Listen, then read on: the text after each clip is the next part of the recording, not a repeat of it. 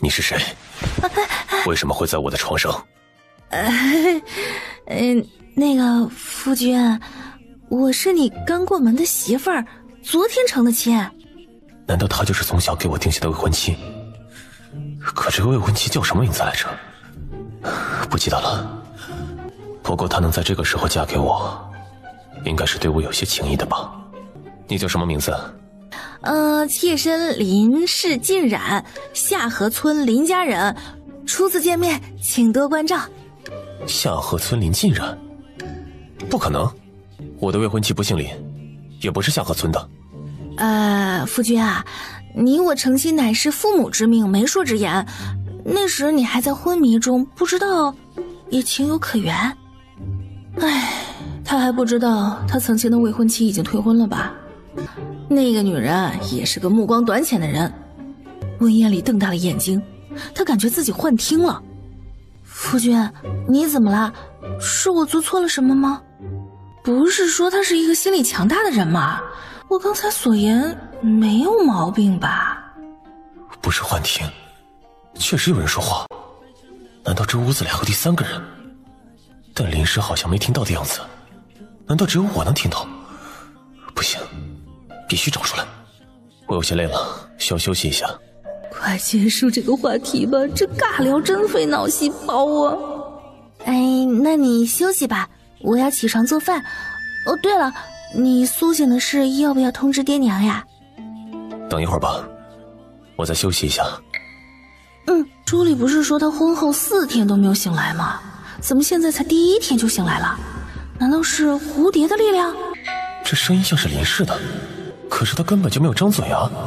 难道他会腹语？或者说，我能听到他的心声？太不可思议了！林氏，新婚第1天，你不知道应该起床做早饭吗？大家要等着吃你做的饭，都不用下地干活了。这个大嫂就像是原主记忆中的一样，对原主就像是宿敌。这位家人，我们应该是第1次见面吧？不知道我应该怎么称呼你呢？哼，我是谁？你连我是谁都不知道，你怎么当人儿媳妇的？在家的时候不知道打听一下吗？真不好意思，在家没时间打听这些闲话。第1天来到咱家，谁都不认识。但我知道，能说我是儿媳妇的只有公婆。难道你是我婆婆？我是你大嫂。哦，原来是大嫂呀！你早说嘛！我刚才看你不说，整得我都跟你长了一辈儿。我刚才还在想呢，这要是婆婆，那有些年轻呀。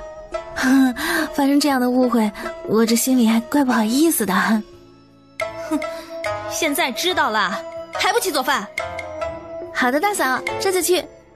胡氏看到这张脸就生气。林氏，你不过日子了？你不知道鸡蛋多珍贵吗？摊了这么多的鸡蛋饼，你在娘家吃不饱饭，我们温家厚道，你也不能使劲霍霍我们温家吧？袁氏心里也有些不高兴，这饭菜卖相很好，看着用料就足，她确实有些心疼。胡氏，闭嘴！林氏既然做了，就这样吃吧。娘，我给您盛饭。马屁精，这饭都是娘来分的，你这是想抢管家权呐？娘，您管家太过辛苦了，作为小辈儿，我想表一下孝心，我绝对没有抢权的意思，就是娘想分一些给小辈儿，那也应该是给大嫂的。娘，我也没有想管家的意思。胡氏心里一个哆嗦，林氏这个贱人，话说得漂亮，却要拉踩她一下，真是不要脸的狐狸精。男人桌那边坐着温父温大柱，老大温彦怀，老三温彦书。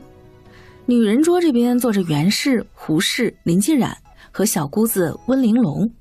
哇，这个饼子真好吃！原来不都是鸡蛋呀？只见饼子表面一层薄薄的鸡蛋，里面却是玉米面和红薯面的混合。娘，我知道谁家日子过得都不容易，但是爹娘和大哥都很辛苦，所以我就想到了这个办法。只用1个鸡蛋，大家都能吃好。娘，我以后还这样做好不好？如果不好，我就改。二嫂，很好吃，我以后还想吃。这样也挺好。娘真好，刚刚苏醒过来，这2天只能吃一些流食，所以我就没有拿饼子。你把粥喝了吧。缓了这么长时间，温艳里想清了前因后果。自己昏迷后，原未婚妻来退婚，娘亲重新为自己定了门亲事，并很快的就成亲了，目的只是为了冲喜。自己原先并无娶妻之意，只是现在木已成舟，况且他刚成亲，人就醒了。温艳里思来想去，决定认下这个妻子。你去把爹娘叫来，就说我已苏醒。哎呦，男主真是性情寡淡，怪不得女主追了他2年才把他拿下。和这样的人一起生活，也是一种考验呢。男主、女主，那是什么？娘，我没事了，让你们担心，是儿子不孝。艳里，我让你大哥去找大夫给你瞧瞧。娘，不用了，我已经好了，你别忙了，我有话对你们说。真没事儿了？真没事了。好，你说吧，啥事儿啊？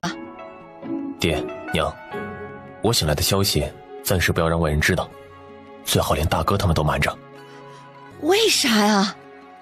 还能为什么呀？现如今下毒之人还没有找到，背后之人肯定不想看到对他不利的一面，一旦发现，那后面估计会斩草除根的。这林氏懂得倒是不少。爹娘，我在学院被下毒，原因无非是我碍了他们的路。现在他们在暗，我们在明，一旦我苏醒的消息传开，怕是还会有2次意外。那可怎么办呀？不能总一直装昏迷呀，那样的话还怎么参加秋闱呀？也不是没有办法。什么办法？什么办法？爹娘，我心中有一个想法。哎呀，你说吧，行与不行的都是你的一片心意，我不会怪你的。据我分析，他们下毒的目的是不想让夫君参加秋闱。至于夫君是昏迷还是死了，他们不会关心的，对吧，夫君？对。如果你醒来了，但是不良于行，也是没有办法参加秋闱的，对不对？是。离开艳里哥哥，你一个冲喜的女人，配不上他。如果你醒来了，但是不良于行，也是没有办法参加秋闱的，对不对？是。那就让有心人知道，你现在苏醒了，只是毒入双腿，不良于行，无法科举。他们得知后肯定会派人来查看，一旦发现是真的，那欣喜之下必然会露出马脚，然后我们顺着藤摸瓜，想办法扳倒他，然后夫君利用这段时间在家名为静养，实则专心读书，届时参加秋闱也不是不可能啊。温艳里感觉这个妻子真是一块宝，分析问题头头是道。我觉得阿冉说的对，就这么办吧。今天晚上或是明天早上宣布我已苏醒，我倒是要看看谁会坐不住。哎，空空，你除了能说话之外还有什么本事啊？我的功能很多的，得靠你慢慢发现，不要问我为什么，因为我都不记得了。我还以为我这是得了个宝呢，谁知道没什么用处，只是一个会斗嘴的宠物。算了，毕竟这个小奶狗是我唯一可以聊前世的人，那我们就在这吃人的古代相依为命，自生自灭吧。我有寻宝功能。你说什么？你有什么功能？我有寻宝功能。你告诉我，利用你寻宝有什么限制，或者我们2人需要付出什么代价？冉冉，我寻宝会变得虚弱，但我可以通过宝物长大，而你不能利用空间伤害无辜。这个程度可以接受。冉冉，我的记忆有缺失，寻宝只是其中一项功能，其他的功能有待发现。只要是凭自己努力所得，空间不会有反噬的。哦，对了，空间里有一处灵泉，有时间你养好身体。我有一种感觉，你身体养不好对我不利。哦，好，听你的。刚进村子，迎面走来一个女人，伸手拦住了林静冉。姑娘，何事啊？林氏，我劝你赶紧离开艳里哥哥，你一个冲喜的女人，配不上他。这位姑娘，我配不上我夫君，谁能配得上？你吗？婚姻乃是父母之命，媒妁之言。你要是喜欢他，怎么不早一点找媒人上门提亲呢？姐，你今天感觉怎么样？哎呀，男主长得就是好看。果然好看的男人都是别人家的，我也只能远远的欣赏了。好看？他是觉得我好看吗？果然有眼光。夫君，娘亲让我进来照顾你，有什么需要你只管开口。这个女人细看之下也挺好看的，你打算什么时候苏醒啊？娘子有什么想法？我是觉得事情宜早不宜迟，早点苏醒，你不是也可以早点读书吗？娘子，我这样也可以读书，不过你说的对，早点苏醒也可以早点正大光明的读书。那就告诉爹娘，我午饭后苏醒。这么积极，不愧是我喜欢的男主。也好，这样我就可以去报仇了。胡适，你给我等着。他与大嫂有仇？没想到他起得有点急，眼前一晕，直接向前扑倒。温艳丽伸手一拉，林婕然转身一个趔趄扑在了温艳丽的身上，好巧不巧的双唇贴在了一起。我是谁？我在哪儿？我在干嘛？温艳丽被阮玉扑了个满怀，唇上温软的触觉有些香甜，令人着迷。是不是太累了？上床休息一下吧。啊！大白天的上床休息，思想龌龊。我龌龊？我怎么不知道？温艳丽闭着眼睛假寐，不想却睡了过去。等她再次睁开眼睛，就看到她平时读书的桌边坐着一个女人，手里拿着她的笔，正在纸上认真地画着什么。好一会儿，林婕然放下笔，伸了一个不雅的懒腰。哎呀，可算是好了。没想到我的画工没有退步，嘿嘿嘿，甚好。你在画什么？夫君，你醒了。男主大腿不好抱啊，我这么为他着想，不知道能不能在将来抱住他的大腿，给我撑腰啊。男主是不是男人的意思？他是不是想抱我大腿？不用在未来，现在就可以。不过抱着腰不好吗？抱腿好像有些卑微了。娘子，天晚了，你怎么不上床睡觉？夫君，你先睡吧，我还有些事儿。娘子，你还有什么事？放心吧，你夫君现在不良于行，是不会动你的。林婕然磨磨蹭蹭的上了床，直接挨着墙躺下。夫君，我可能睡相不太好，要是压到你了，记得把我推开哈。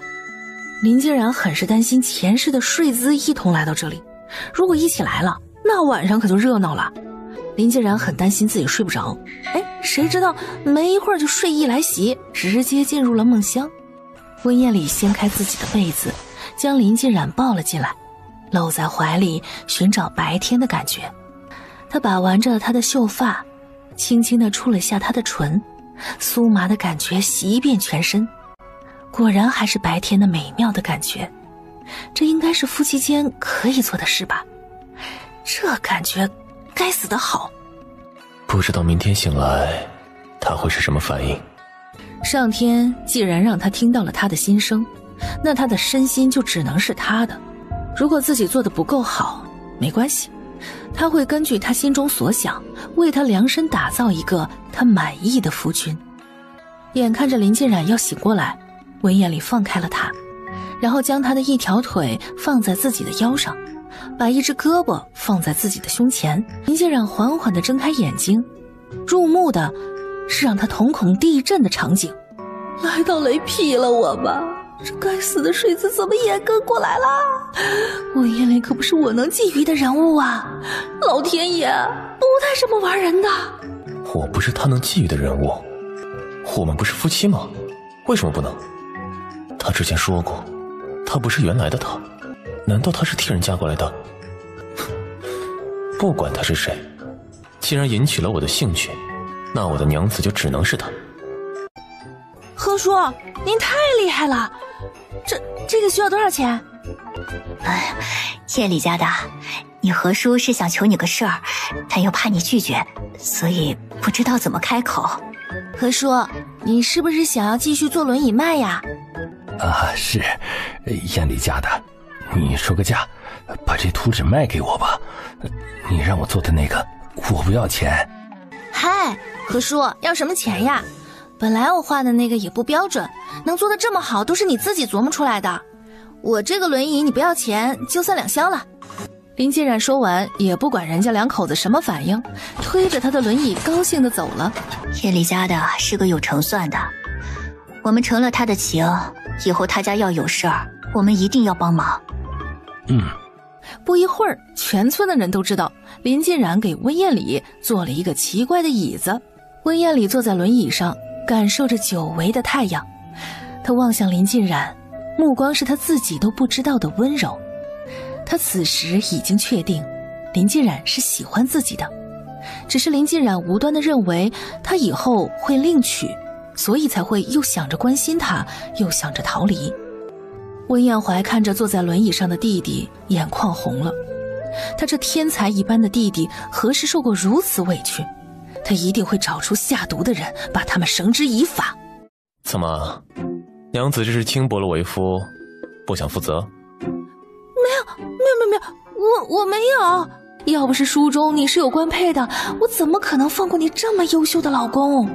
书中官配，老公，这是你未来的官配我可惹不起，我还是尽量远离你吧，不然我死的不要太快好吗？夫君，昨天晚上我就说了，我的睡姿不好，可能会妨碍到你。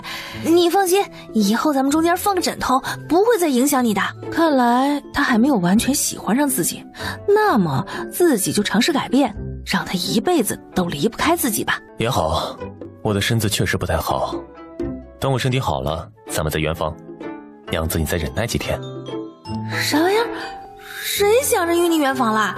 没有看到我还是个未成年吗？我还是个宝宝呢，宝宝懂不懂？他怎么也不会想到自己的想法却被温燕里听了个清楚。温燕里虽然不太懂未成年，但宝宝他还是知道的，就是还是个孩子呗。也好，那就等等吧。新哥哥，现在怎么办？那个狐狸精没出事儿，你派的人办事不力呀。还有温家二郎也醒了，不过后遗症是腿瘸了，可是那个毒似乎没有这个功能吧？莲妹妹，我已经问过了，张三他们在后山就没有见到林氏。哼，这次是便宜他了，咱们可是惹不起洛公子的，他可是中太府师爷的儿子，要是招惹了，只有死路一条。你看温夜里现在的样子，你还不知道吗？新哥哥，那温夜里现在醒来了，洛公子会不会怪你办事不力，进而影响你的学业？莲妹妹放心，洛公子通情达理，是不会与我们计较的。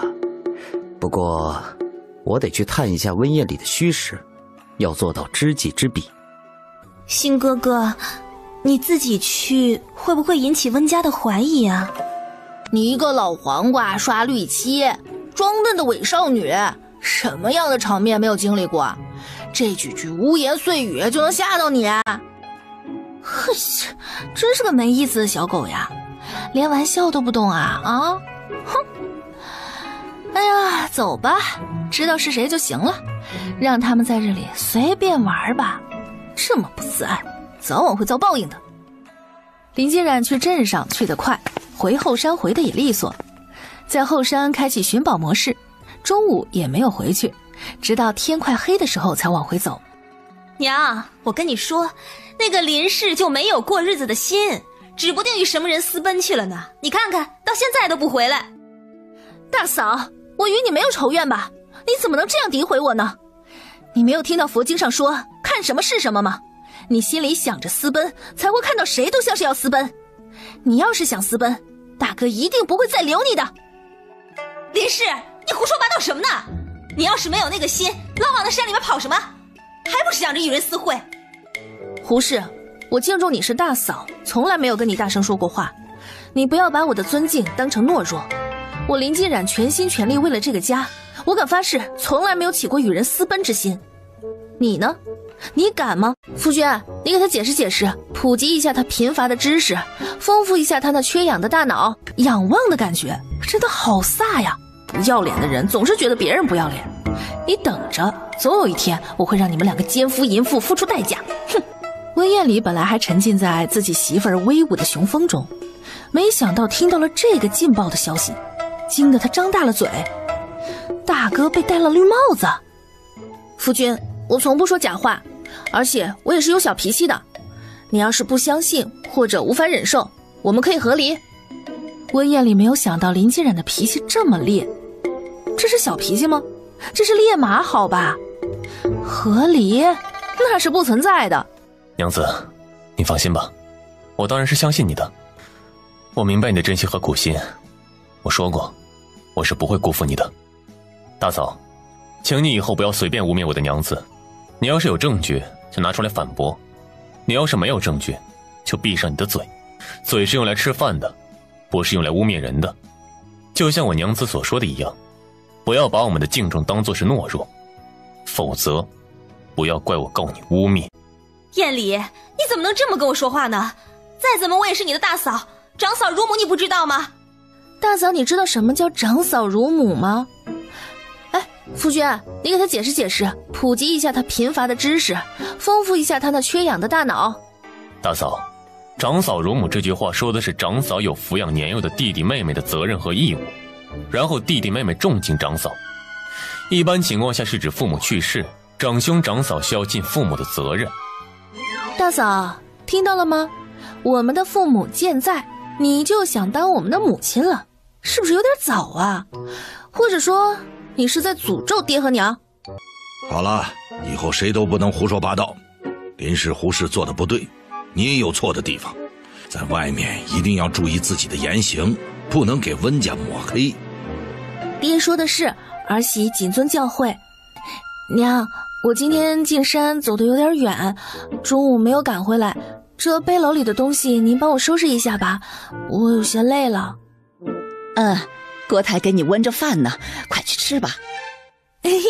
就是当娘最好了，那我出去吃饭啦。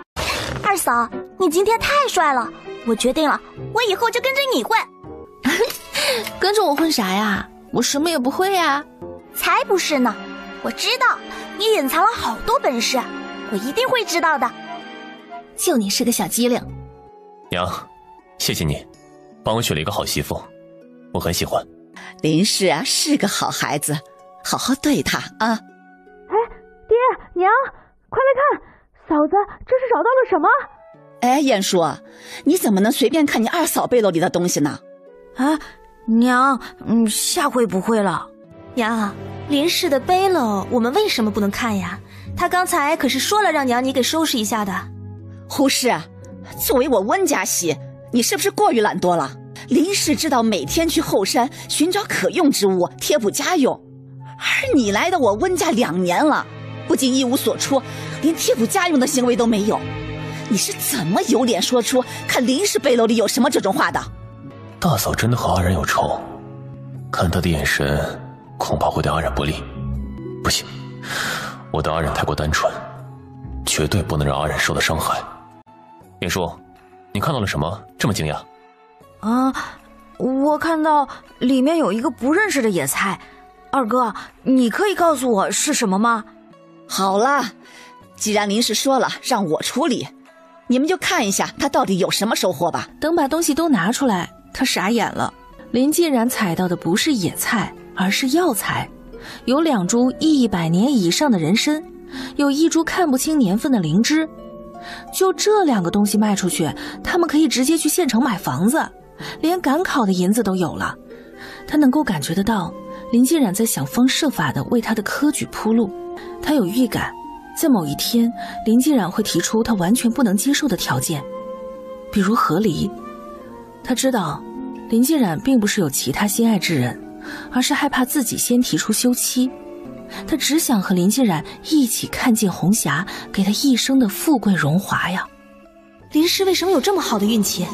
那灵芝一般人穷尽一生都未必会见过，还有那人参，连一般的采参人都不一定采得到。他凭什么这么好的运气？这个林氏一定不能留，如果温家富贵了，我还怎么去找我的新哥哥啊？你们都回去休息吧，宴礼留下，我有事商量。燕叔啊，让你二嫂吃过饭后过来一趟。好。娘，你找我什么事儿啊？你老实跟我说，你今天是不是进深山了？有没有受伤啊？是的，但没有受伤。我知道你是为了这个家，但这个家不是只有你一个人，我温家可不会只靠一个女人过活。这些药材我会找人买个高价，作为宴礼以后科举的费用。我呢，不是看不起女人养家，是深山太过危险，我不能拿你的性命开玩笑啊。娘，我知道你是为了我好，但是我在娘家时一直都是在外奔波的，我现在不习惯总是待在家里，我这一身的力气时间长了不用会消失的。还有，我一般不进深山的，即使进去也不会太深的，我不会让自己有危险的。娘，我知道家不需要我一个女人来养，但是娘，我看着您和爹两个人这么辛苦，我就想多挣点钱，改善一下咱们的生活。夫君读书这么累，现在身上还没有好利索，我就想给他好好补补，不然身体不好怎么考科举啊？温大柱被震撼了，这多亏是个女人，可以被儿子娶回家中，这要是个男人，会是儿子强劲的对手。温艳礼被震撼了，他没有想到媳妇儿的想法与他如此的契合。对于林静冉，他此生是绝对不会放手的，不管什么情况下都不会放手。林静冉还不知道，温艳礼在此已经私自定下了白头之约，让他所努力的一切都成为了泡影。好，只是你不管做什么一定要注意安全，不要老考虑别人，对自己好一些。艳礼，你要是以后对不起你媳妇儿，看我怎么收拾你。娘，你放心吧，我绝对不会的。林静冉将温艳礼推回房间，温艳礼握着林静冉的手。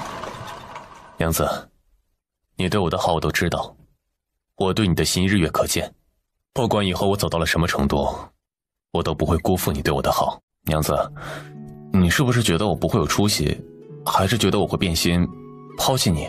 但愿你是一个有良心的人，不要辜负我对你的付出。啊，这个古代真是糟心呢。古代？什么意思？难道他不是这个时代的人？他不是要回去吧？夫君，以后我若是有冒犯你的地方，请你一定要手下留情，不要成仇，可好？冒犯？你是有暴力倾向吗？没事，打我几下没关系，只是记得别打脸，给我留条命。夫君，我怎么会打人呢？我只是在想，人生在世，夫妻未必能够走到最后，中间如果出现问题，分开时不要成仇罢了。他怎么会想到暴力呢？我这么温柔的人，看着像是有暴力倾向的人吗？我是想要和离呀。娘子，你是不是觉得我不会有出息，还是觉得我会变心抛弃你？要是能够顺利和离，我要么不成亲，要么找一个不惹眼的人，否则整天看着一群女人围着自己的男人，哎呦，恶心都恶心死了。我家娘子不想看到我被其他女人觊觎，正好，我也不喜欢。夫君，自古红颜多薄命，男人三妻四妾者多如过江之鲫，而我一个小小的村妇是难登大雅之堂的，我只是为自己谋一些福利罢了。娘子，你不用担心，我说过我不会辜负你的。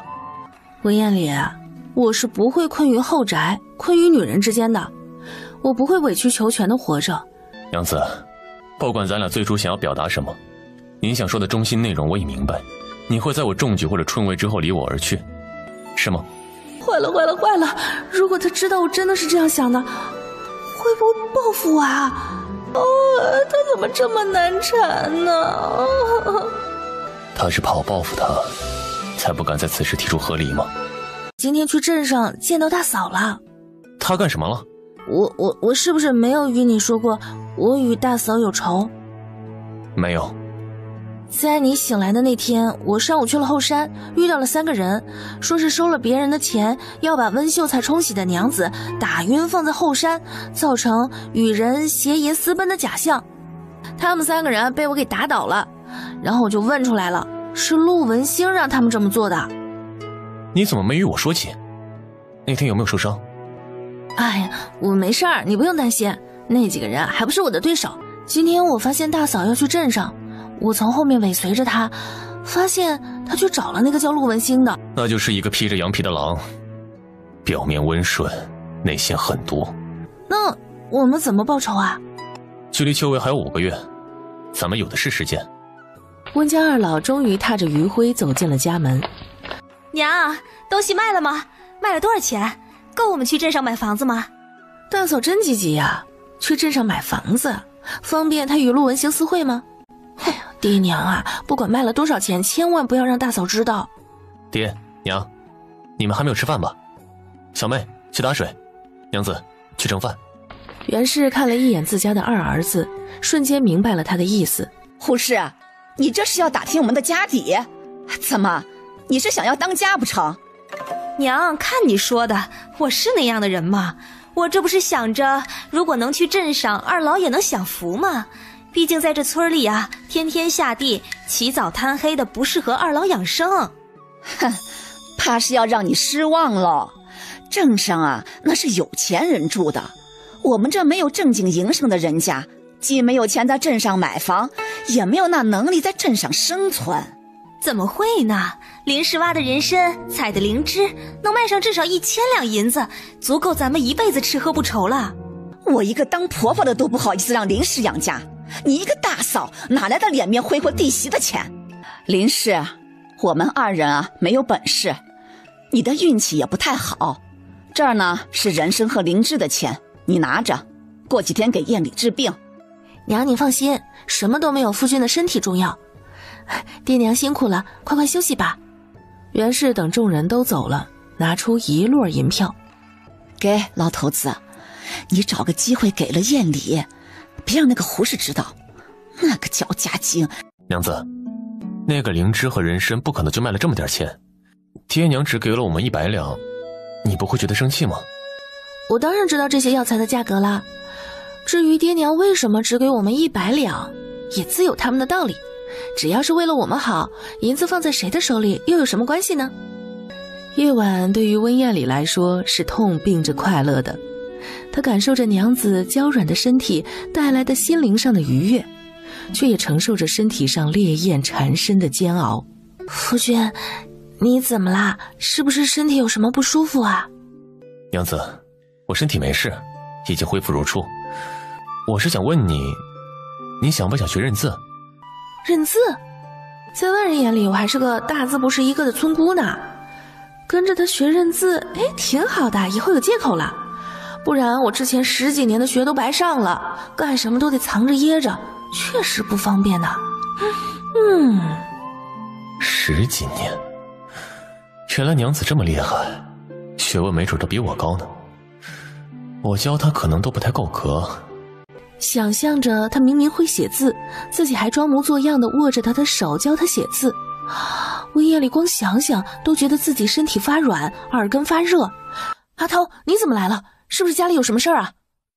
冉姐姐，你快回去看看吧，你小叔要卖了心继弟弟，林二婶不同意，正被他们一家人打呢。夫君，我要回去一趟，我母亲在家受辱，我弟弟就要被卖了，我不能不管。娘子，你不要着急，我让晏叔和你们一块去，多个人也多个帮手。3人都是年轻人，没有多久就来到了下河村。奶奶，你要是这一棍子打下去，我娘命都没了，你难道是想要杀人吗？你这个赔钱货，你来我家干什么？我打我的儿媳妇儿，与你有什么关系啊？你想造反不成啊？奶奶，我劝你还是放下棍子，你再打下去，我不介意以下犯上，提前送你上路。你敢？你看我敢不敢？娘，阿季，你们怎么样？能不能起来？阿冉，你来干什么？你奶奶不会放过你的，你快走吧。奶奶，你不要再打我娘了，难道你想让小叔背上有一个杀人凶手的母亲的名声吗？难道你想让我小叔在学院里抬不起头来吗？永远无法参加科举吗？你就不怕别人说你恶毒吗？哎，谁敢说我恶毒啊？我儿子可是下河村唯一的秀才，以后可是会中举人、中状元的。现在敢说我，等我儿子当官那一天，我让他们吃不了兜着走。奶奶，你不知道，我小叔应该知道吧？以官谋私可是重罪呀！你可不要让我小叔好不容易得来的官位丢掉，甚至是株连九族呀！你胡说八道！皇上日理万机，怎么会关心这样的小事儿啊？啊，你不要拿话吓我啊！我告诉你啊，我家娘子说的没错，以官谋私是重罪，别说是官绅，就是有功名的人都会定期被考察，德不配位的人，功名都是会被褫夺的。院里的众人回头观看，一个坐着轮椅的男人被推进了院子。你谁呀你？一个上不了台面的死瘸子，也敢来我们家里卖弄学问，也不打听一下我临前世是不是你能够来猖狂的，真是不知道天高地厚。你怎么来了？我让大哥套车送我过来的。嘿，你个死瘸子，来我们家多管什么闲事啊？林家老太太，我是林静冉的夫君，你如此对待我的岳母，不怕我找你算账吗？哎呦，你这是被我家那个赔钱货给冲醒了，又怎么没有直接冲好啊？是不是那个赔钱货命硬，把你冲成了一个瘸子呀？我看呀，你还是赶紧把他给休了，不然啊，你以后没准前程都没了。林家老太太这是被人从茅房里捞出来的，怎么满嘴臭气？咱们圣上正想大力提高国民的文明素质，尤其是有功学子的家人。你这种做派，不怕你儿子好不容易得来的功名，因你的原因被褫夺吗？你小儿子林大河是他最大的软肋，用林大河来说事儿，保管这个老太婆无有不应。岳母，您受委屈了，您放心，我会保护你们的。谢谢你，你是个好孩子。死瘸子，你不要多管闲事啊！她赵氏是我林家的媳妇儿，那个小贱种是我林家的子孙，我想打想卖都是我的事儿，与你有什么关系呀？我看在阿染的面子上，不计较你对我一个秀才恶语相向的事情，但你打伤秀才的岳母和秀才的小舅子，我就不能不追究。他们是我的儿媳和孙子，你一个外人没有权利在这里指手画脚。本来我这事儿还想和平解决，既然你不愿意，那咱们就报官吧。哎呦，你莫不是疯了呀？他们两个小辈儿告我一个长辈儿，关老爷会受理吗？但我想关老爷一定会受理你辱骂秀才之事，也会受理你卖孙子一事。届时别说林大河会受到处罚，就是他的功名保不保得住，还在两可之间。你想怎么办？那得问我娘子了。让一下，让一下！大海受伤了，快去找大夫！嫂子，大海哥的身体本来有暗伤，这次怕是站不起来了。唉，任丫头，也不是没有办法，只要你们能去县城看看，没准可以治好。娘，你放心，我会想办法的。林大夫，这次谢谢你，你帮大海开药吧。我们先把他的伤稳住，再想去省城的事儿。林大夫，给我娘和我弟弟也看一下吧，他们被我奶奶给打了。娘，你不要伤心，我会想办法的，我爹会好起来的。阿然，不要怪娘狠心，娘这次不但不伤心，还很高兴。为什么？岳母，您是不是想要借此机会分家，或是断亲？没错，这个家里不能待了，再待下去，我们三人都没有活路。我一直希望你能嫁给一个你喜欢的，也喜欢你的人，但是奶奶却把你迷昏了，让你冲喜。走出去，或许还有一线生机。自从他们不顾我们的意愿将你嫁给温家，我就知道，你奶奶是一个没有心的人。不离开此地，我们最后都会死。好像我改变了之后，所有与我相关的人都有了自己的思想，不再是书中的纸片人了。有点期待爹和弟弟的改变呢。阿然，我就你一个女儿，我一直希望你能嫁给一个你喜欢的，也喜欢你的人。但是奶奶却把你迷昏了，让你冲洗，这是我怎么也不能容忍的。即使艳丽是一个秀才，可她毕竟中毒了。你知道冲洗的媳妇儿下场都是什么吗？我知道你们两人还没有圆房，所以你要是想回家，我不会反对的。温艳里怎么也没有想到林继染是这样去的他家，也没有想到他家岳母根本就没有同意。他瞬间觉得他的娘子怕是要保不住了。岳母，你别着急，那是我之前的想法。今天我看到你这么维护阿然，也这么维护我们家，你确实是一个好孩子，所以我尊重你们的选择。娘，要和他们分家这事儿，要不要和我爹商量一下？不用，你爹虽然孝顺，你奶奶卖你之事他伤透了心。阿然，你回来了，是不是温家把你休了？没事，爹养你。爹，你都躺在炕上了，还想着养我？我养你还差不多。岳父，我是阿然的夫君，这种情况下见面，真是不好意思。爹，这是温艳里，他听说奶奶要卖弟弟，打了娘，他就过来了。什么？之前不分是因为怕影响你们的名声，不好嫁娶。但是现在你出嫁了，分家对你也没有什么影响。至于你弟弟，他还小。我觉得大伯和小叔他们是不会同意的。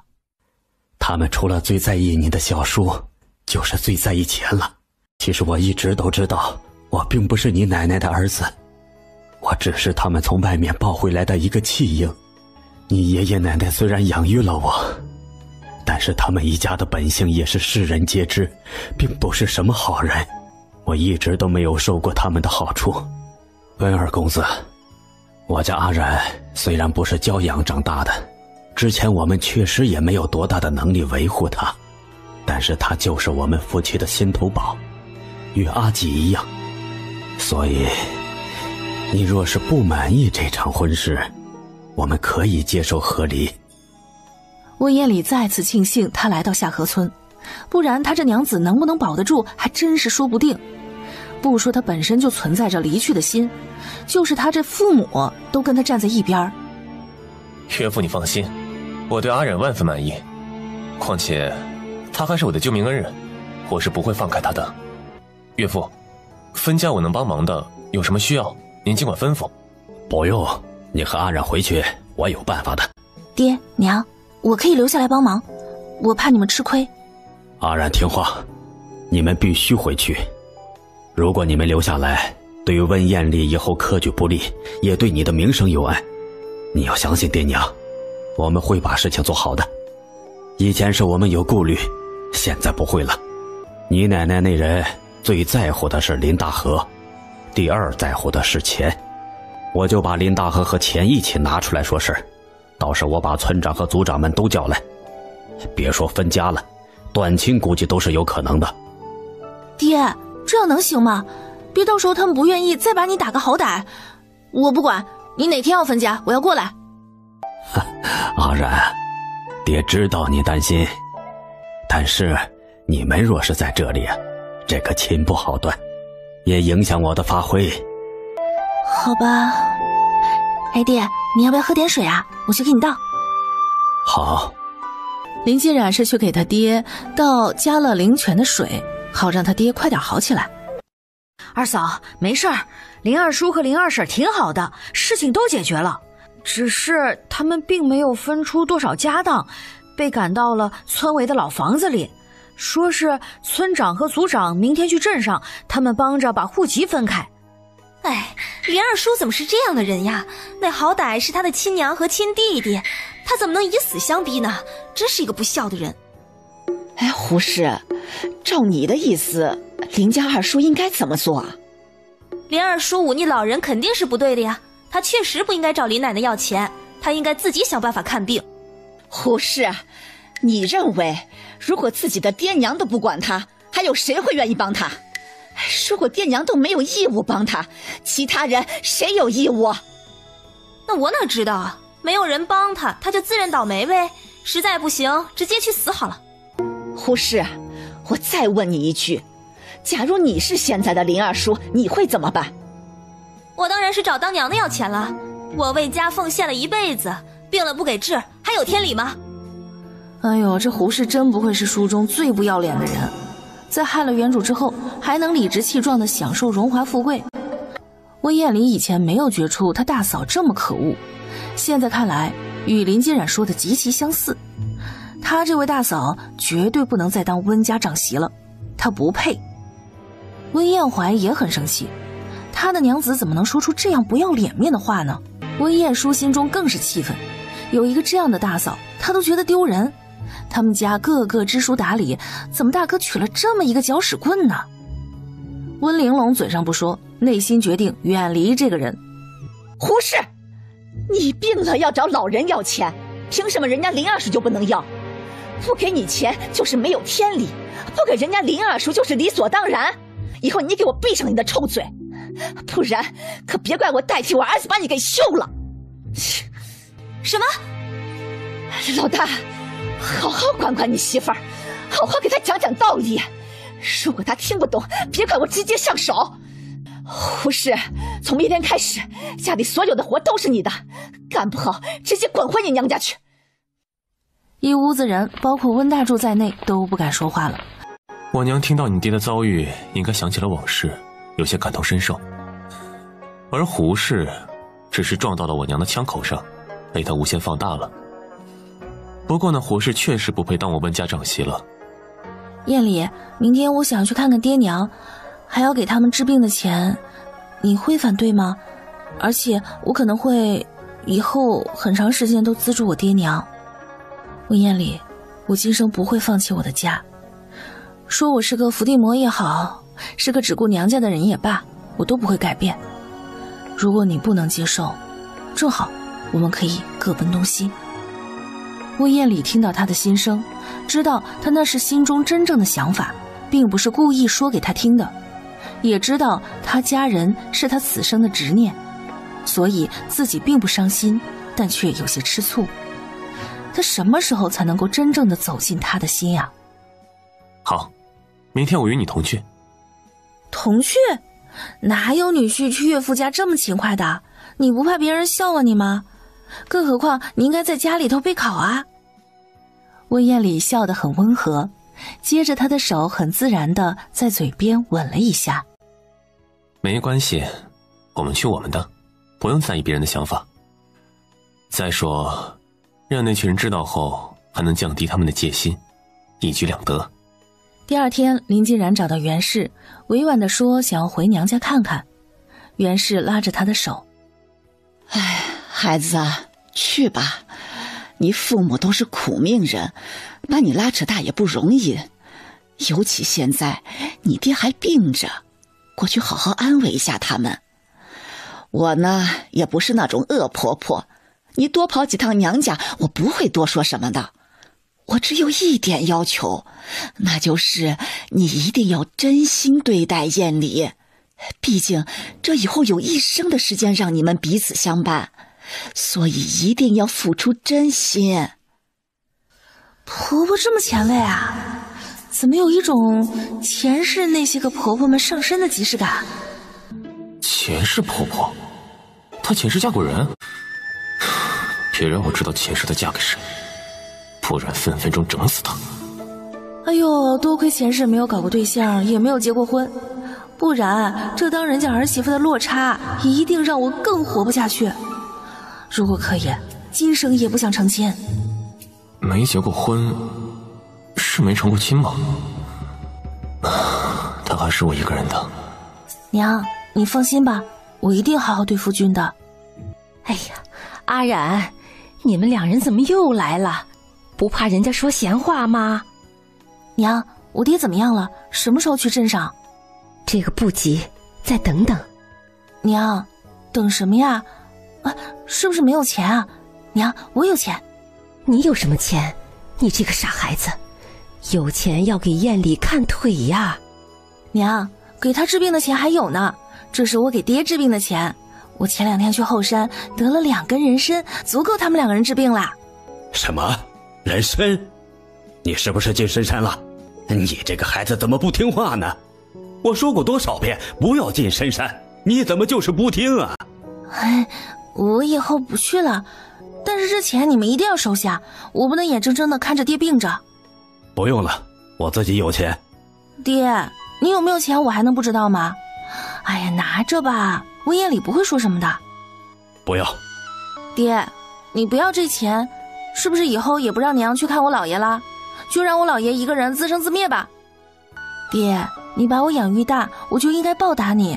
你健康时可以不要我的钱，但是生病的时候你就不应该拒绝我呀，因为我想让你活得长长久久的，给我撑腰。林嫣然的话直接让这个硬汉落泪了，也让赵氏抹了眼泪。爹娘，你们放心吧，我不是那种不懂事的人。人家不是说人生来就有2重父母吗？所以岳父母也是父母，我也会对你们好的。爹娘，这温彦礼可真是狗啊！这一声爹娘叫出来，我爹娘还不得忘记他们的女儿是谁啊？好孩子，我知道你是个好的，把阿染交给你，我们也放心。爹，你的伤不是一时半会儿就会好的，等差不多了就让小季去学堂吧。我的弟弟一定要做自己喜欢做的事。姐，你放心吧，我一定会好好学习，以后当你的后盾，不会让人欺负你的。2人没有在林家多待，林嫣然的主要目的是给钱，毕竟他们的时间可不多，有太多的事情等着去解决。燕礼哥哥，你干嘛去了？你都受伤了，为什么还要陪着这个女人出门啊？林氏，你那是什么态度啊？真是一个什么都不懂的冲喜媳妇！你这样不优雅的人，怎么配得上燕礼哥哥？哎，夫君，你有没有听到什么犬吠的声音啊？好像有点吵哎。好你个林氏啊，你敢骂我是狗？哎呀，还真是有个人啊！看看吧，这就是你的烂桃花，这还是在上河村，等以后到了府城，到了京城，那觊觎你项目的人多了去了，我倒要看看你是怎么处理的。如果你不能够让我满意，那不好意思，姑奶奶可没有时间陪着你们在这浪费时间。温彦礼本来还挺高兴的，但听见林嫣然的心里话之后生气了，要是把自己的娘子给气跑了，他就让他名声扫地。这位姑娘，你是谁啊？拦住我们夫妻所为何事？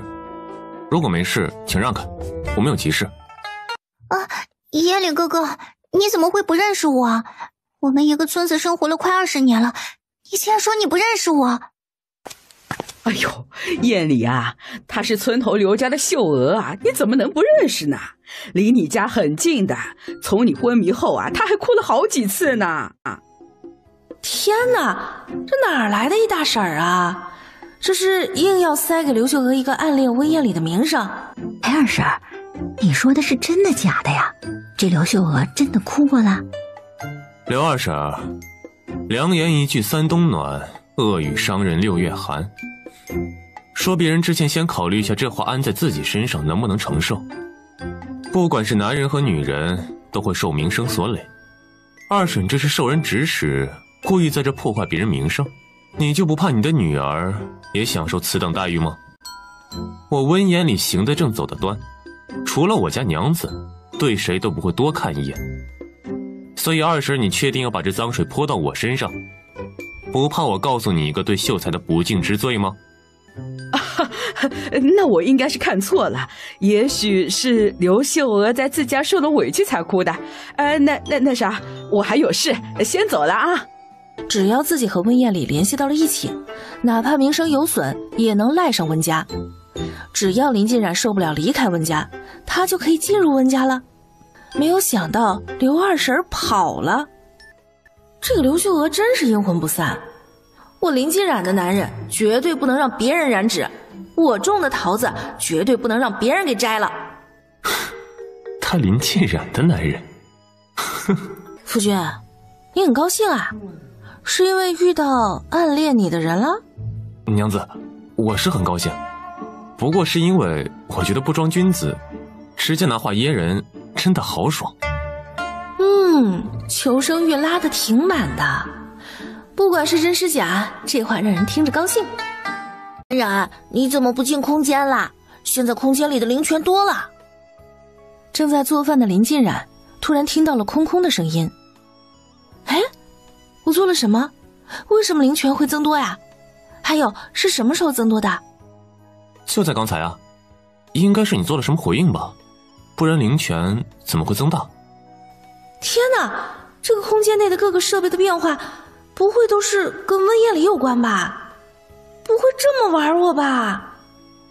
温夜里正在屋内休息，没成想又听到了林静然的内心。空间是神话怪本说的那种空间吗？娘子有这个东西，不会有什么危险吧？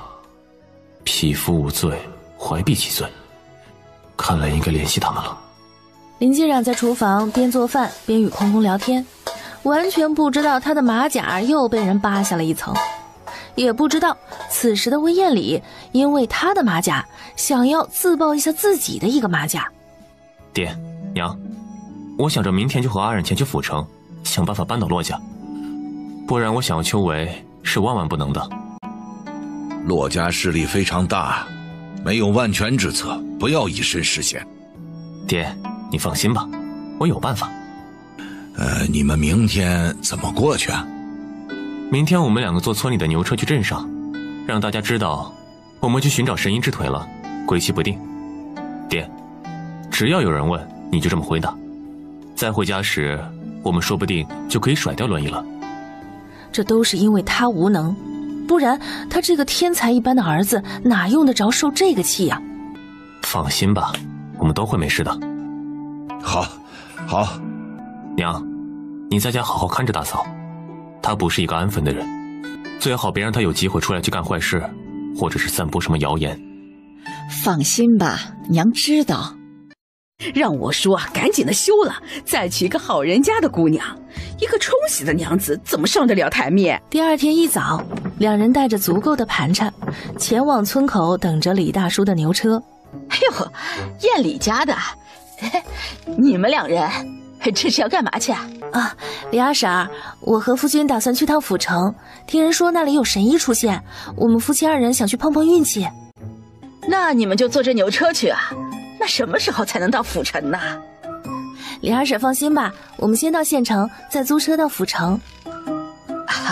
也行，这一路山高路远的，你们租车也方便一些。别聊了，想去镇上的都上车了啊！李大叔，温秀才那么大一个椅子也要放在车上吗？那占地是不是太大了？占地大怎么了？人家温秀才本来身体就不好，你们还要挤兑人家，真是没有同情心。你们要是不想坐就下去，我不差你们那2文钱。李大叔，我们拿着绳子呢，一会儿夫君上车之后，我把椅子绑在车的外侧，不会占大家地方的。是个有成算的姑娘，会替人着想。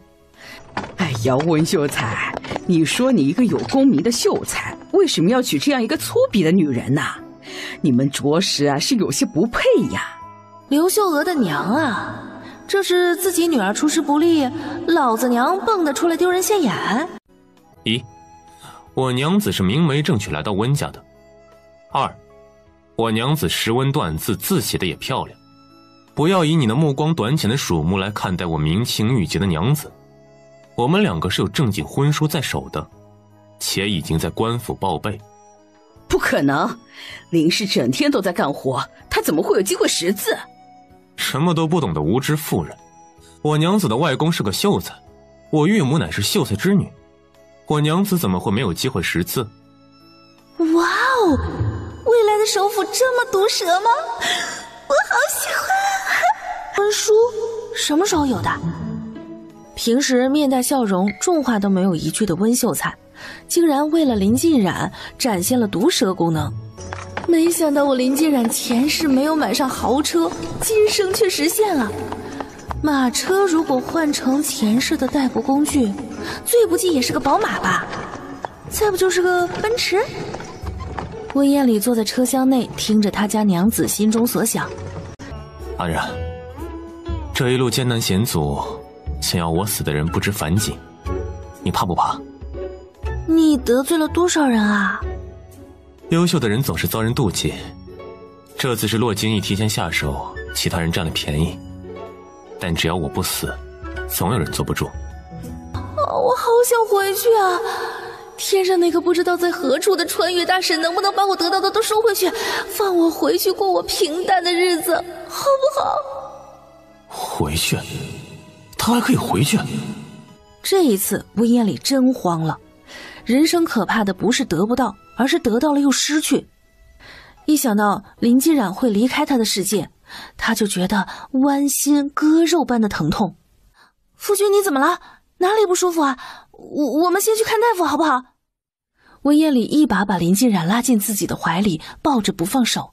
哎，松一下，松一下，再勒下去我就归西了。阿然，你没事吧？都怪我用力太大了。没事没事，你到底怎么了呀？阿然，我们谈谈好不好？谈什么？必须现在谈吗？必须现在谈。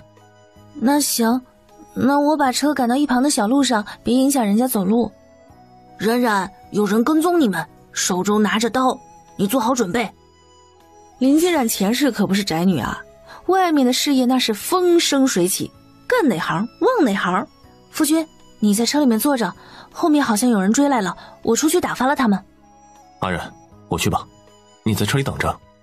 哎，在外人眼里，你可是不会走路的，怎么还能打人呢？放心吧，他们还奈何不了我的。果然，没有半炷香的时间，就来了一群人。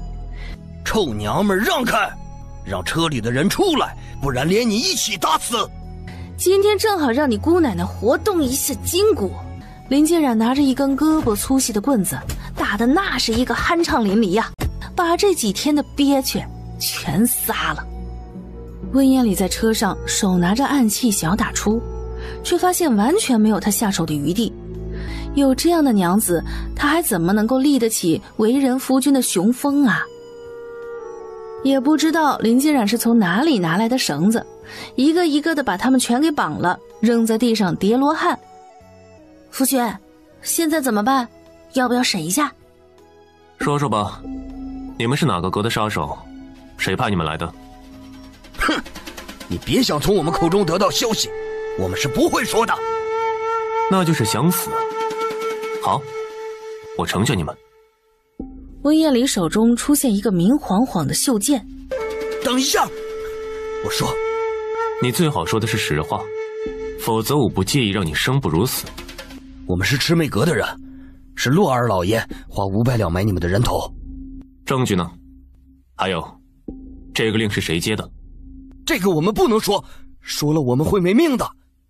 既然不说，现在就死吧。属下来迟，请谷主恕罪。我还不是你们谷主，承受不起。谷主，这次刺杀是分堂接的，属下知道后立马赶来阻止。回去啊，我处罚承接任务之人，保证以后不会再犯。还不见过夫人？以后你们夫人的话就是我的话，谁敢冒犯，杀无赦。哦，见过夫人。魑魅又跑过去给被绑的几个人松绑。别跑，你打败了他们，就是让他们跪下都不过分。行了，赶紧走吧，我和夫人还有话说。谷主，你的腿……我的腿没事，还不走？魑魅一看自家谷主不待见他们，行了一礼，直接闪人了。娘子，娘子，你别生气，你听我说，我不是故意要瞒着你的，你相信我。温彦礼也顾不得装病了，一把抱住林继冉。娘子，你听我解释，我也是刚答应成为尊圣谷谷主的，一直找不到机会和你说的。娘子，你说话呀，你不说话，我害怕。林继冉看着温彦礼不说话，直看得温彦礼的心七上八下的。尊圣谷，书中就没有出现过这个名称啊。难道是要在后期才出现的？或者之所以出现的早，是与我有关？要不是他听到了他有空间，怕有危险，这个谷主他怕是要4、5年之后才会答应。娘子，我没有骗你，真的。温彦礼，你刚才说要与我解释，那我要是听了，是不是要付出什么代价？不是，没有。说实话。林静然眼睛一瞪，但是林静然的瞪眼儿对温彦礼来说就像是在抛媚眼儿，他都有一种身体酥软的感觉。要是我未上任谷主之前，你确实是要付出代价的，但现在我是谷主，我说了算。如果我不想听，只想离开这里，你能否答应？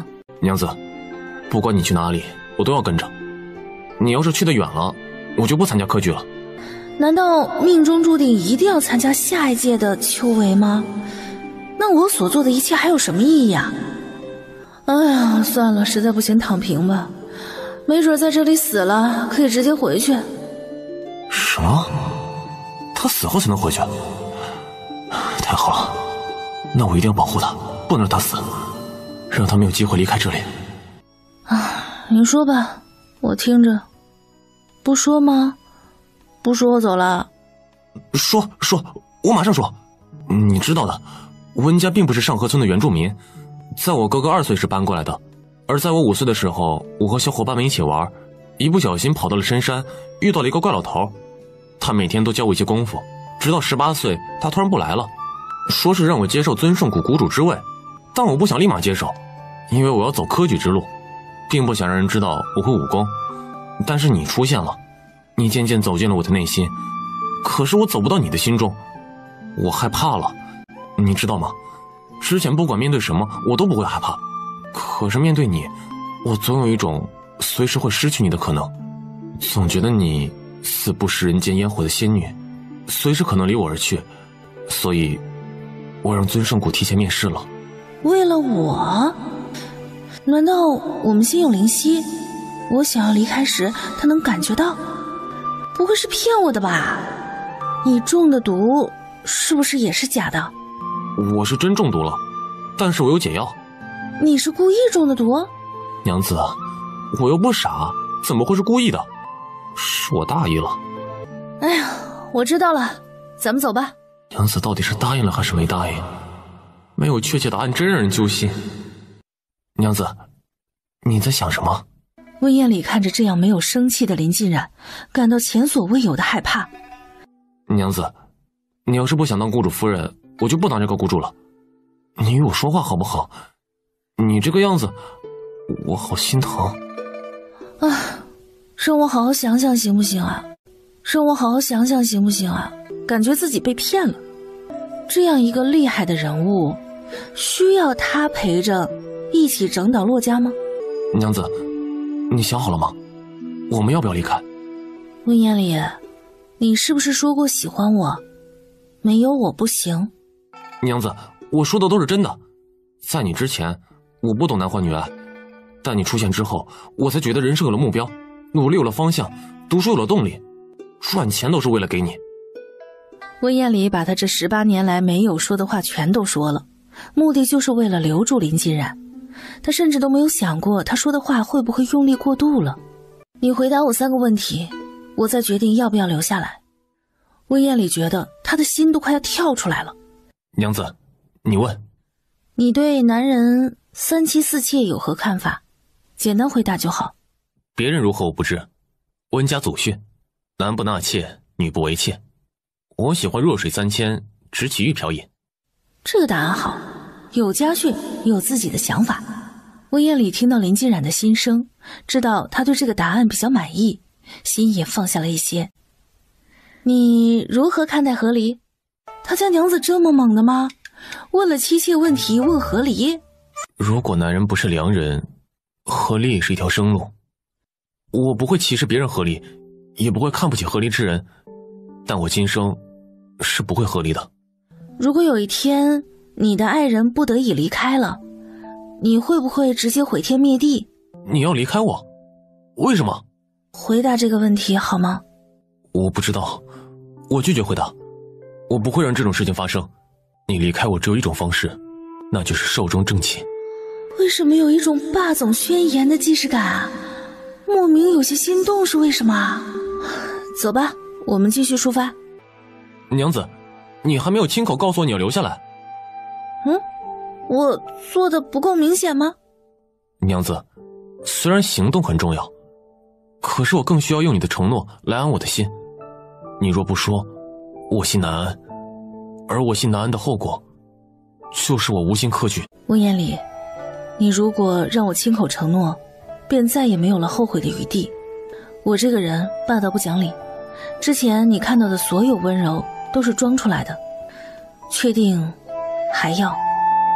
娘子，我懂你的心，温柔也好，霸道也好，只要是你，我不后悔。我听到过一句话，男人的嘴骗人的鬼，所以我的承诺也有前提。如果你能够接受，我就说；如果不能，我们一拍两散。说，不要骗我。你若不弃，我便不离。温彦礼听懂了其中的含义，他笑了，似星空开满了烟花，璀璨而明亮，也开在了林静冉的心间，久久不散。他此时无比感谢爹娘给他生了这样一张脸，可以迷住他家小娘子。温彦礼低头吻上林静冉的唇，感觉人生圆满。东风夜放花千树，一句诗出了林静冉的心间，进了温彦礼的脑海。娘子，我们什么时候生个宝宝？等我长大以后。娘子，你什么时候长大？18岁以后。哎呀，这个古代真是要命啊！15岁就及笄，放在前世18岁成年，20岁以后才结婚呢。温彦礼听到林静冉说18岁成年，20岁以后才成亲，他想也没想就把时间定在了18岁。那我等娘子18。空空，这个地方好可怕呀，我想回家。来啊！你说什么胡话呀？我自己去吗？那他怎么办呀？让他也进来不就行了？什么？让他进来？他要是觊觎你怎么办？放心吧，我可不是一般的宝物。他要是进来，他的脑海会被我烙上烙印，他什么也说不出来。你是个聪明人，应该能看出来吧？我既是原来的林静冉，也不完全是。真的？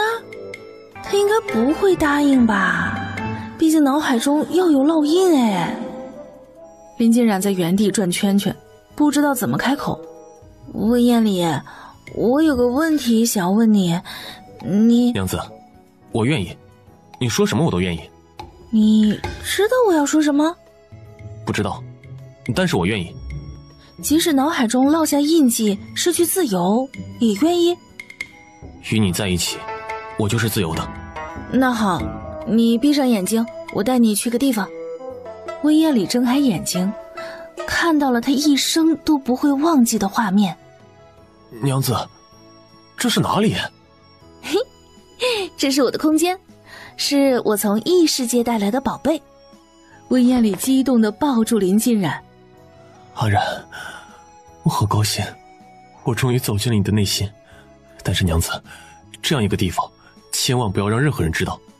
你其实不应该也让我知道的。果然不愧是我喜欢的大反派，虽然霸道不讲理，但是却有自己说话做事所遵循的原则。放心吧，你在进来的那一刻，空空已经在你的脑海中留下了烙印，你无法对外人说出空间之事。空空，来见一下你的男主人。你好，我是空空。他被这个可以说话的小狗惊得愣在了原地。原来他家娘子看不上他是应该的，而能看上他才是他三生有幸。这种好事落在他身上，一定是他上辈子拯救了整个世界。在温彦礼发愣的时间，林静冉已经将马车弄了进来，让马自己去觅食了。温彦礼，既然你进来了，那我就当你是自己人了啊。走吧，你应该也饿了，我带你去吃点东西，顺便参观一下我的小楼。阿然，你要么叫我夫君，要么叫我阿燕、花阿里，反正不要叫我温言里。啊，行，我知道了，走吧。安然，与我说一些你的过去吧，我想了解你。好啊，你是个聪明人，应该能看出来吧？我既是原来的林静然，也不完全是。阿燕哥哥，不要难过，我过得很好。我既是原来的林静然，也不完全是。在我嫁给你的那天晚上，灵魂去到异世界走了一生。林静然把她的前世轻描淡写地说了出来。温艳里抱着林静然，心中的酸楚无处发泄。他的阿染过得如此凄苦，他一定要让他以后都是甜蜜。林静然第一次这么认真地看着温艳里，他发现温艳里是从内心深处心疼他的。他笨拙地捧着温艳里的脸，柔柔糯糯的声音拨动着温艳里的心弦。阿燕哥哥，不要难过，我过得很好，过得很充实，而且都过去了。现在我有你爱着，有家人疼着，我很幸福的。突然的亲昵让温艳里有些受宠若惊，那一声阿燕哥哥直接填进了他的心里。师妹见过谷主，谷主夫人。王两参见谷主，谷主夫人。起来吧，本来我没想着这么快要和你们见面，毕竟老爷子给的期限还长。只不过前几天我莫名的被魑魅阁刺杀了，我也没想到呀，我一个谷主还会有被自己手下刺杀的经历。谷主息怒，是属下办事不力，请谷主责罚。行了，起来吧。我也就是说说，既然你们找不到老谷主，我就先当几天谷主吧。两人跪在地下不敢起来，甚至开始磕头。谷主，老谷主英明，我们不敢质疑。谷主有事请吩咐。从现在起，王两阁全力收集洛家情报，大到是否与外地勾结，小到是否有虐杀奴仆，不惜一切代价收集全部情报。魑魅阁协助王两阁全面监视洛家人的人情往来，做到一天一汇报。是。娘子，我表现得怎么样？未来大反派做出这个样子，真的好吗？即使不做反派，读了10来年的书了，也不能做出这样丢分的事情吧？那娘子不想惯着他怎么办？看到林静染不理他，立马走了过来，抱住林静染的腰。阿然，我刚才那样安排，你看还有什么漏洞？谷主大人，既然事情有人去办了，你是不是应该好好学习了呀？别忘记了，等事情解决之后，你是需要参加秋闱的。就你现在这个状态，考砸了怎么办呀？阿然，你放心，我一定会金榜题名，凤冠霞帔，8抬大轿娶你过门，将来请封诰命，光耀一生。娶我过门？阿然，之前是我委屈你了，我们并没有拜堂，也没有洞房花烛，我一定会为你补上这些，不会让你此生有憾。君子一言。驷马难追。掌柜，你这是怎么了？遇到什么事情了？啊，公子，实在对不住了，你们也收拾东西走吧，我们这店不开了。掌柜的，你看天色已晚，我们退房后还得另寻住处，实在不便，可否让我们再住一晚，明日再走？你们要住就住吧，我也不要你们银子了，就当临死前结个善缘了。掌柜的，为什么客栈开着开着就开不下去了？哎，小伙子，别打听了，知道的多了，对你们没好处。我们的客栈被洛家3公子给盯上了，让我们明天之前就要搬出去，所以我们掌柜的才让你们都退房离去的。原来是要强买呀？是洛家这么大的势力吗？什么强买啊？人家那是强抢，不给钱的。不给钱？这么不讲理吗？没有人管吗？他们洛家的2老爷是府衙的师爷，知府大人有事都要与他们商量，不敢独自判案。我们这种小事，人家怎么会管呢？阿燕，这事儿我们可以管一管吗？随你。掌柜的，既然你的客栈保不住了，不如卖给我吧，你说个价。哎呀，我不能卖给你呀，卖给你你也过不了户啊。我现在都停止生长了，好久都没有想起之前的事情了。你只管说个价，把地契给我，我自己想办法过户。我要了你的钱，你过不了户，那是害了你呀。骆家三少还是会从你的手中把客栈抢走的。没事的，你只管卖给我，他们从我的手中是抢不走的。小伙子，我这个客栈因为偏僻，售价虽然不太高，但也不是特别低。但是你帮了我，我必须承你的情啊。你给我500两就行了。掌柜的，把地契拿出来吧。还有你说不能过户，为防止以后麻烦，你再写一个说明，签字后一切后果我来承担。按照林静冉的要求办好所有的手续之后，带着他的几个伙计连夜离开了府城。阿燕，这个客栈怎么经营啊？放心吧，你就安心当你的老板娘，其他的我来解决。这是什么神仙男友啊？帅气、温柔、有实力，应该也算多金吧？温艳里听着林静冉的赞美，心中的幸福溢出了心房。哎，空空，你怎么在桌子上啊？还有你发什么呆呢？你这都出来几天了，一次都没有收获。我现在都停止生长了，好久都没有想起之前的事情了。如果再没有收获，我可能会沉睡的。空空，你放心，今天晚上我会让你收获巨大，不会让你去沉睡的。安然，空空需要什么，我让两哥去找。不行，别人找的东西对他的作用不大，必须是由我找到才行。所以今天晚上我们不能空手而归。两个人来到骆家的一个后门，这里人比较少，守卫也松懈。温艳里抱着林静冉飞身上了骆家的房。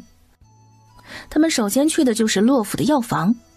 骆家是府城大户，他们的药房里面几乎囊括了府城所有的品种，且品质上乘。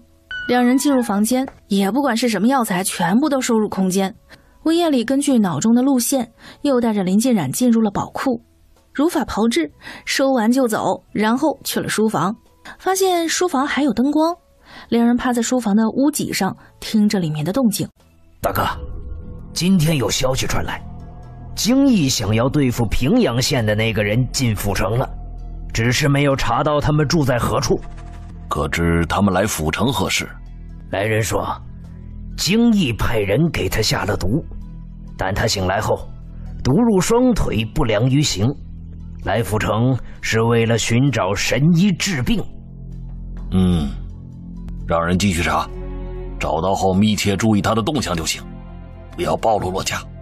好啊，果然是你们！哼，我还以为是骆京义的个人行为，原来他们家里人都是知道的，真是一家子都不是什么好鸟。大哥，我们为什么要对付那个小子？一个穷书生罢了，能对我们有什么危险？京义是他们这一辈中学问做得最好的，有望成为此界修为的界缘，也是我骆家正式走向官场的机会。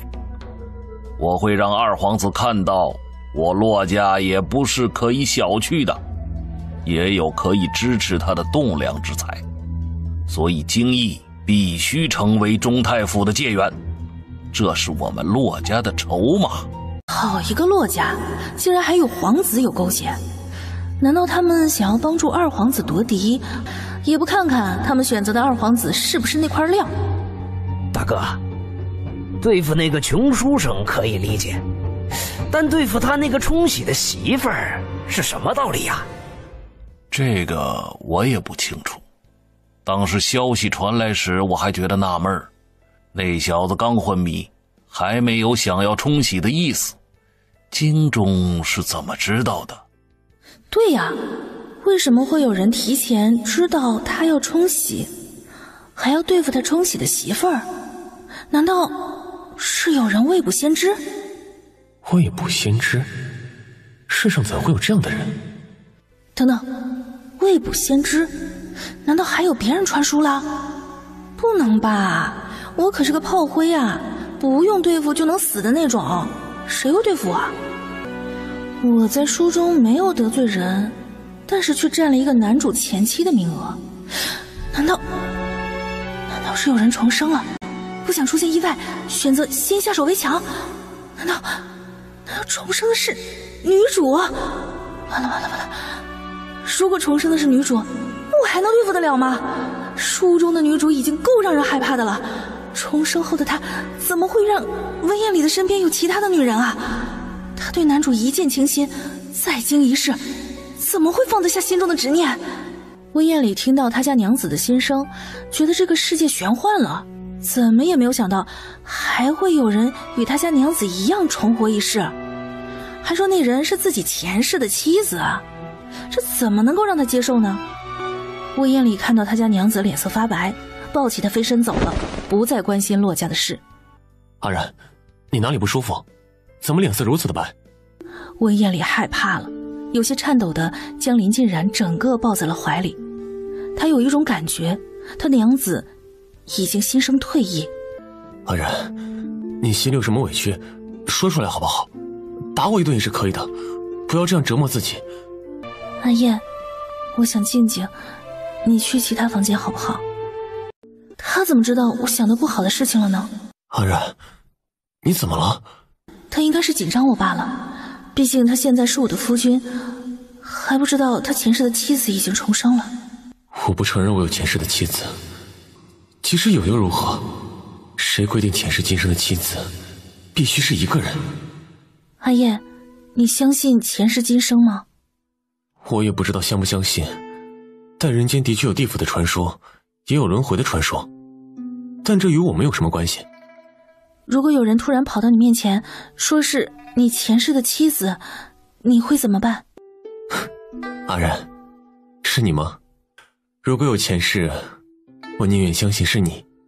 如果是别人来说呢？我只是一个简单的旅行者，只想抓住今生最爱的人，不想去寻找前世那虚无缥缈的东西。我不是一个傻子，前世那种无法去验证的存在，怎么会有抓住眼前的幸福来的实在？阿然，我们不要去想前世今生的问题。所以阿然，你在害怕什么？是啊，我在害怕什么呢？是害怕被京城那个女人狠狠的报复，还是怕被眼前之人狠狠的抛弃？难道我已经把眼前之人当成自己的私有物了吗？阿然，我们不要去想前世今生的问题。如果你想要，我们可以成就我们的前世今生，只是今生我们也要好好的过下去。是啊，如果今生他变心，最晚会在春闱时发生，那时候我离开就是了。如果他不变心，一起过下去也挺好。那个远在京城的女人目前并无优势。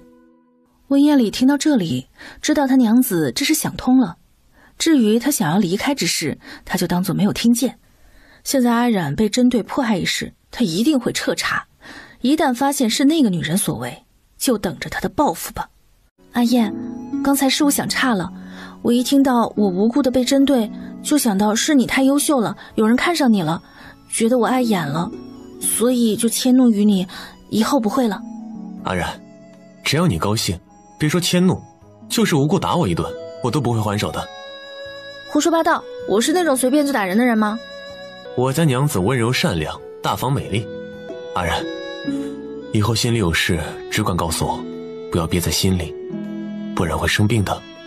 阿燕，从现在开始，我不会再说离开你的话，但是当我真正失望的时候，我会不告而别的。好。那洛家怎么办呀？他们明天会不会发现失窃了？最重要的证据我们还没有找到呢。没事，他们发现又如何？他们就是报案也不敢说具体丢了什么。洛家几十近百年的家业，不应该只有一个宝库。那他们的财产去哪儿了？有3个去处，一是还在洛家，只是藏得深，我们没能发现；二是将部分财产转移到二皇子那里；三就是换成了武器装备，藏在了我们不知道的地方。如果能发现武器，那洛家是铁定翻不了身的。小子，你们之所以这么顺利，是因为有我老人家在。3更的更鼓一过，两人便推窗而出了，向着洛家的方向疾驰而去。温艳里轻轻地推开门，屋子里面放着不知有多少个箱子。温艳里打开其中一个，瞬间让他有种想要大笑的冲动。真是得来全不费功夫呀！箱子里面满满的兵器，全是刀。陆家人这么傻吗？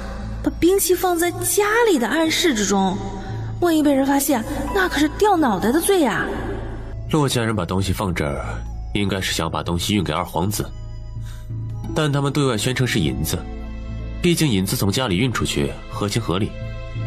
行了，我们出去吧，让人在暗处看着这里，别到时候被他们偷运出去了。骆家的防护这么差吗？为什么出入这么方便啊？阿燕，不对呀，为什么骆府的护卫这么松懈啊？会不会是有什么原因我们错过了？骆家这么一个家大业大的地方，又被他们光临了好几次了，都到这种地步了，即使不会3步一岗5步一哨，那安排几个职业的人总该是有的吧？为什么一个都没有呢？小子，你们之所以这么顺利，是因为有我老人家在。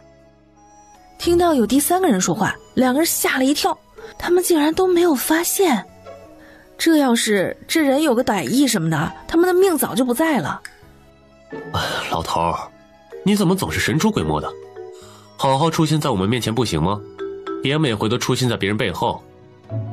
老头眼一瞪，手里的一根棍子啪的一下打在了温艳里的屁股上。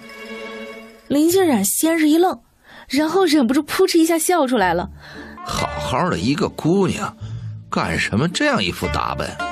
赶紧换回女装，你这身装扮太碍眼了。哼，本姑娘天生丽质，换回女装容易招蜂引蝶。我喜欢清静，不喜欢热闹。你这小姑娘。老头儿，咱们回去再说呗。这是半夜，咱们站在这里时间长了，被人家当成坏人抓起来就晚了。这还不是怪你们2个人，我本来想跟着你们回去的，谁让你们停在这里谈话了？你们2个怎么还是这副德行？赶紧把脸上的易容给洗去。师傅，这易容洗不下去，只能等。胡说八道，什么样的易容洗不掉？这是谁跟你说的？以为我老头子是个傻子吗？林嫣然也不言语，拉着温艳里从老头屋里回到自己的房间，从空间里拿出药水和2个盆子，分别倒在水盆里。阿燕，很简单的，直接洗就行了。林嫣然低头慢慢的洗脸，没有看到温艳里一脸不可置信的看着他。要说之前是因为娘子的性格不想放她走，这次又多了一条，那就是太好看了，所以不能让她去祸害别人，祸害我就够了。哼，男人果然都是好色的动物，见到美女就走不动路了。我要不要出去找个帅哥实验一下？不要。脱口而出2个字，方才发觉自己失言了。林嫣然疑惑地看向他，不要什么？不喜欢不自信的人啊。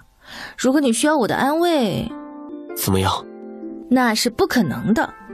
你还是及早收回自己的心思，去寻找一个与你相当的女人吧。林嫣然说完，故意昂首挺胸地向外走。温艳里一把拉住他，抱在怀里哄着。娘子放心，我很有自信，不需要娘子安慰。我们2个是天造地设的一对，谁也不能将我们分开。哼，治不了你。怎么还没过来啊？这么磨蹭啊！老头，你着什么急？这不是来了吗？只见老头一愣，然后一个箭步的越过温艳里，来到了林嫣然的眼前。冉冉，是你吗？老头的反应直接吓到了温艳里。林嫣然听着声音有些耳熟。师傅，是你吗？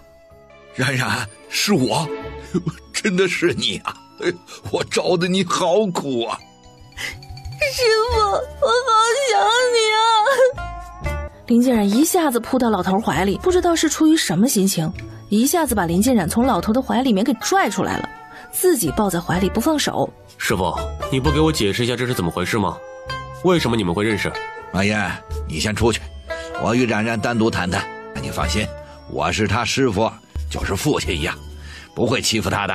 师傅，让他留下来吧，也让他了解一下，如果他知道了真相，不愿意要我们2个人了，那我们2个人就闯荡江湖，不再贪恋红尘世俗。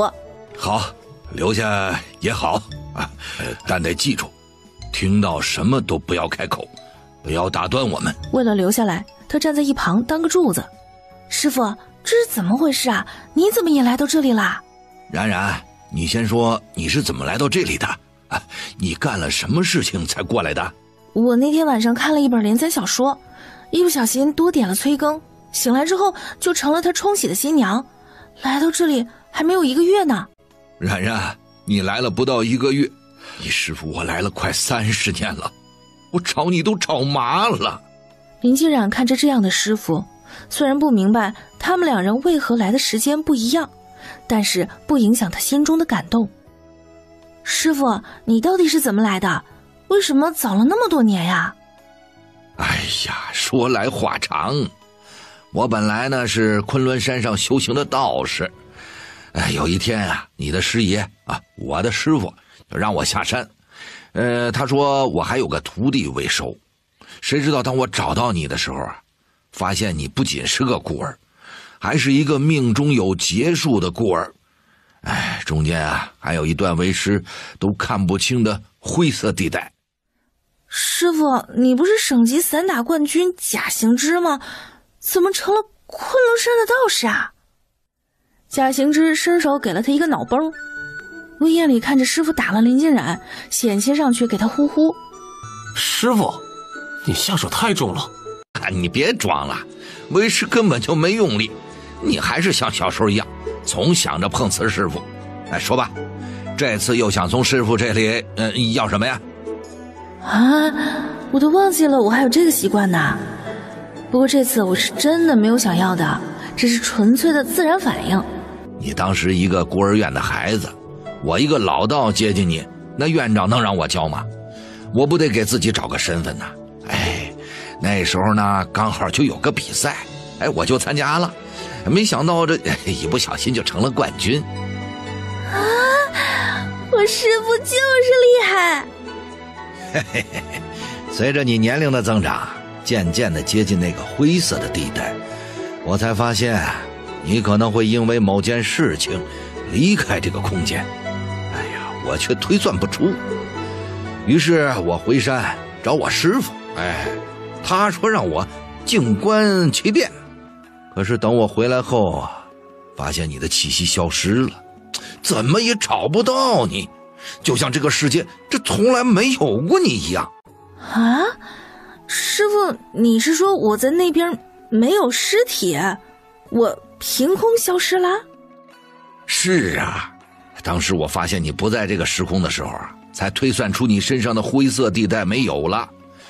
但你劫数正在进行，所以我一不小心就算过了头，就吐血后就到了这里了。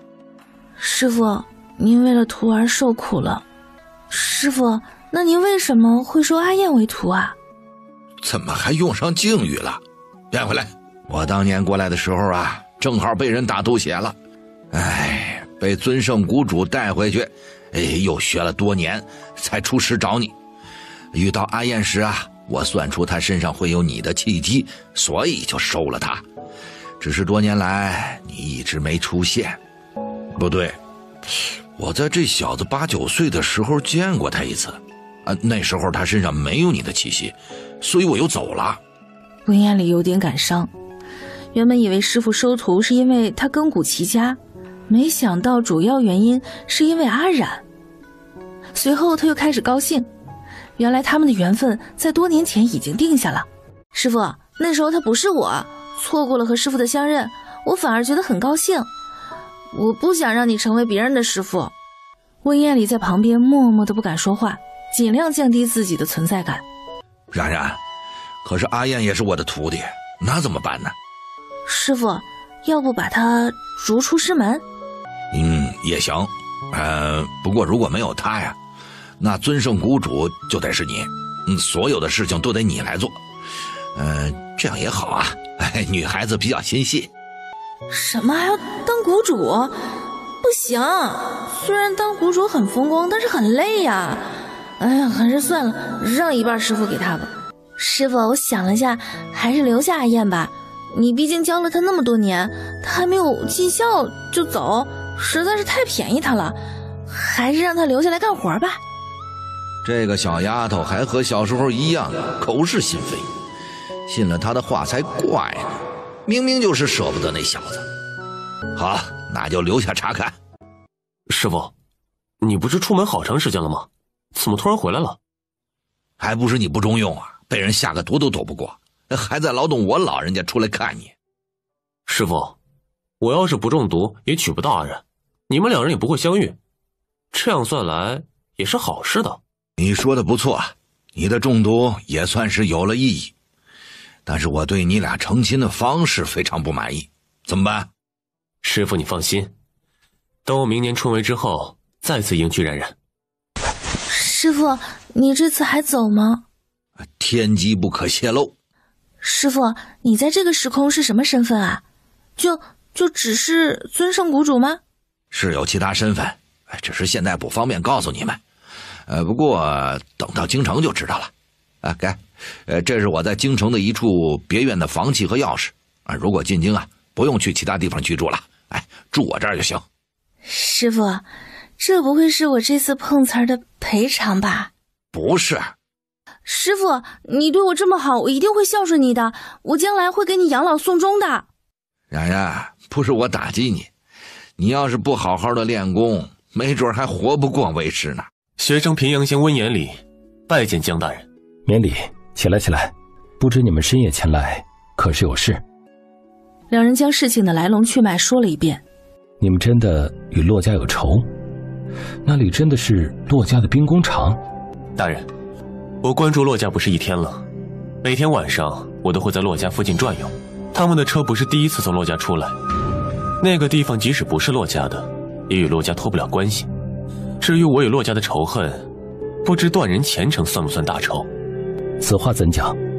骆家势大，骆家大公子与我同窗，他让人给我下毒，我命大捡回一条命，却只能半退级，更是不能参加科举。学生实在不甘，只能来府城找江大人，只是学生空口白牙，恐无人会信，因此在骆家附近寻找机会。温彦礼从怀中拿出一封信递给江达。大人，这是学生从骆家得到的，不过学生不希望大人询问是如何得到的。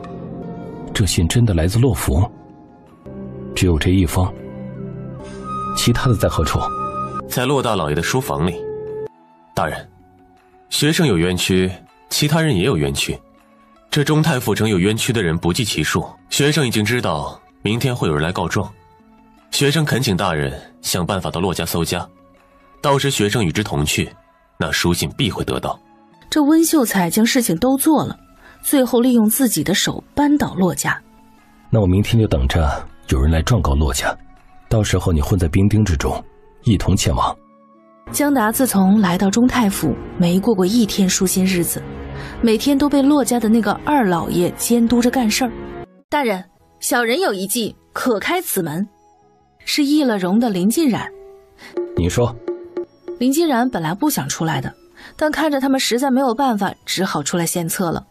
大人，小人所说之事有些不合常理，请大人先恕小人之罪。恕你无罪，但说无妨。大人，可以在人群中找几个有些功夫的人，或是在衙役中找几个身手好的，翻过墙头，从里面打开大门，大人再进入其中。只是这样，难免会有人说他们有私闯民宅之嫌。私闯民宅不行，那如果骆家不是民宅呢？骆府现在拒不配合官府搜查，根据骆府所犯的罪责，骆家此时已不属民宅。张明，找几个人进去开门。是。骆家的大门终于被打开了，让大家都无法想象的富贵就展现在了众人的面前。原来是骆家主呀，我还以为骆家没有人呢，敲了半天都没有开门。怎么，骆家主这耳朵已经未老先衰了？如果是那样，那可得快点看呐，不然可能就晚了。骆大老爷一看老百姓都没有进来，就知道今天没办法拿捏江达了。江大人，你带着衙役来了我骆家，想要干什么？骆家主，你骆家家教不严，教子无方，现在有多人状告你家，我也是没办法。这不，我带人过来搜一下，如果你家是清白的，我会还你们清白的。张明，搜。是。慢着，江大人，你要知道我这府中女眷众多，你这都是男人，怎么可以搜后院呢？骆家主，我也没办法，要不你将所有女眷集中在一个地方，再让他们去搜。今天我是一定要搜的，你再拖延时间也没有用，外面都已经围上了。这是搜捕令，可不是我在私闯民宅。我给你1炷香的时间安顿女眷，1炷香后，我不管你是否安顿好，立刻搜府。大嫂偷人被休了。啊！等两人回到上河村的时候，已经是天色渐晚，两人却是很激动，眼中的喜色怎么都掩饰不住。等他们到了门口的时候，发现家人们在向外张望，好像有预感他们今天能回来一样。等温艳里从车上下来，他们都激动地问他腿好了。本来温家二老都是知道他的腿没事的，但是架不住自从温艳里昏迷之后，他就没有站起来过，所以乍一看到他走路，忍不住也喊了出来。哈，马车里竟然有这么多东西！二哥，你这是花了多少钱呀？哎，艳里，这马车是从镇上租的吗？娘，这马车不是租的，是买的。买的？这得多少钱啊？娘，这都怪我。当时我们到了镇上，想要租个马车，这样也能早点到府城，好为夫君治病啊。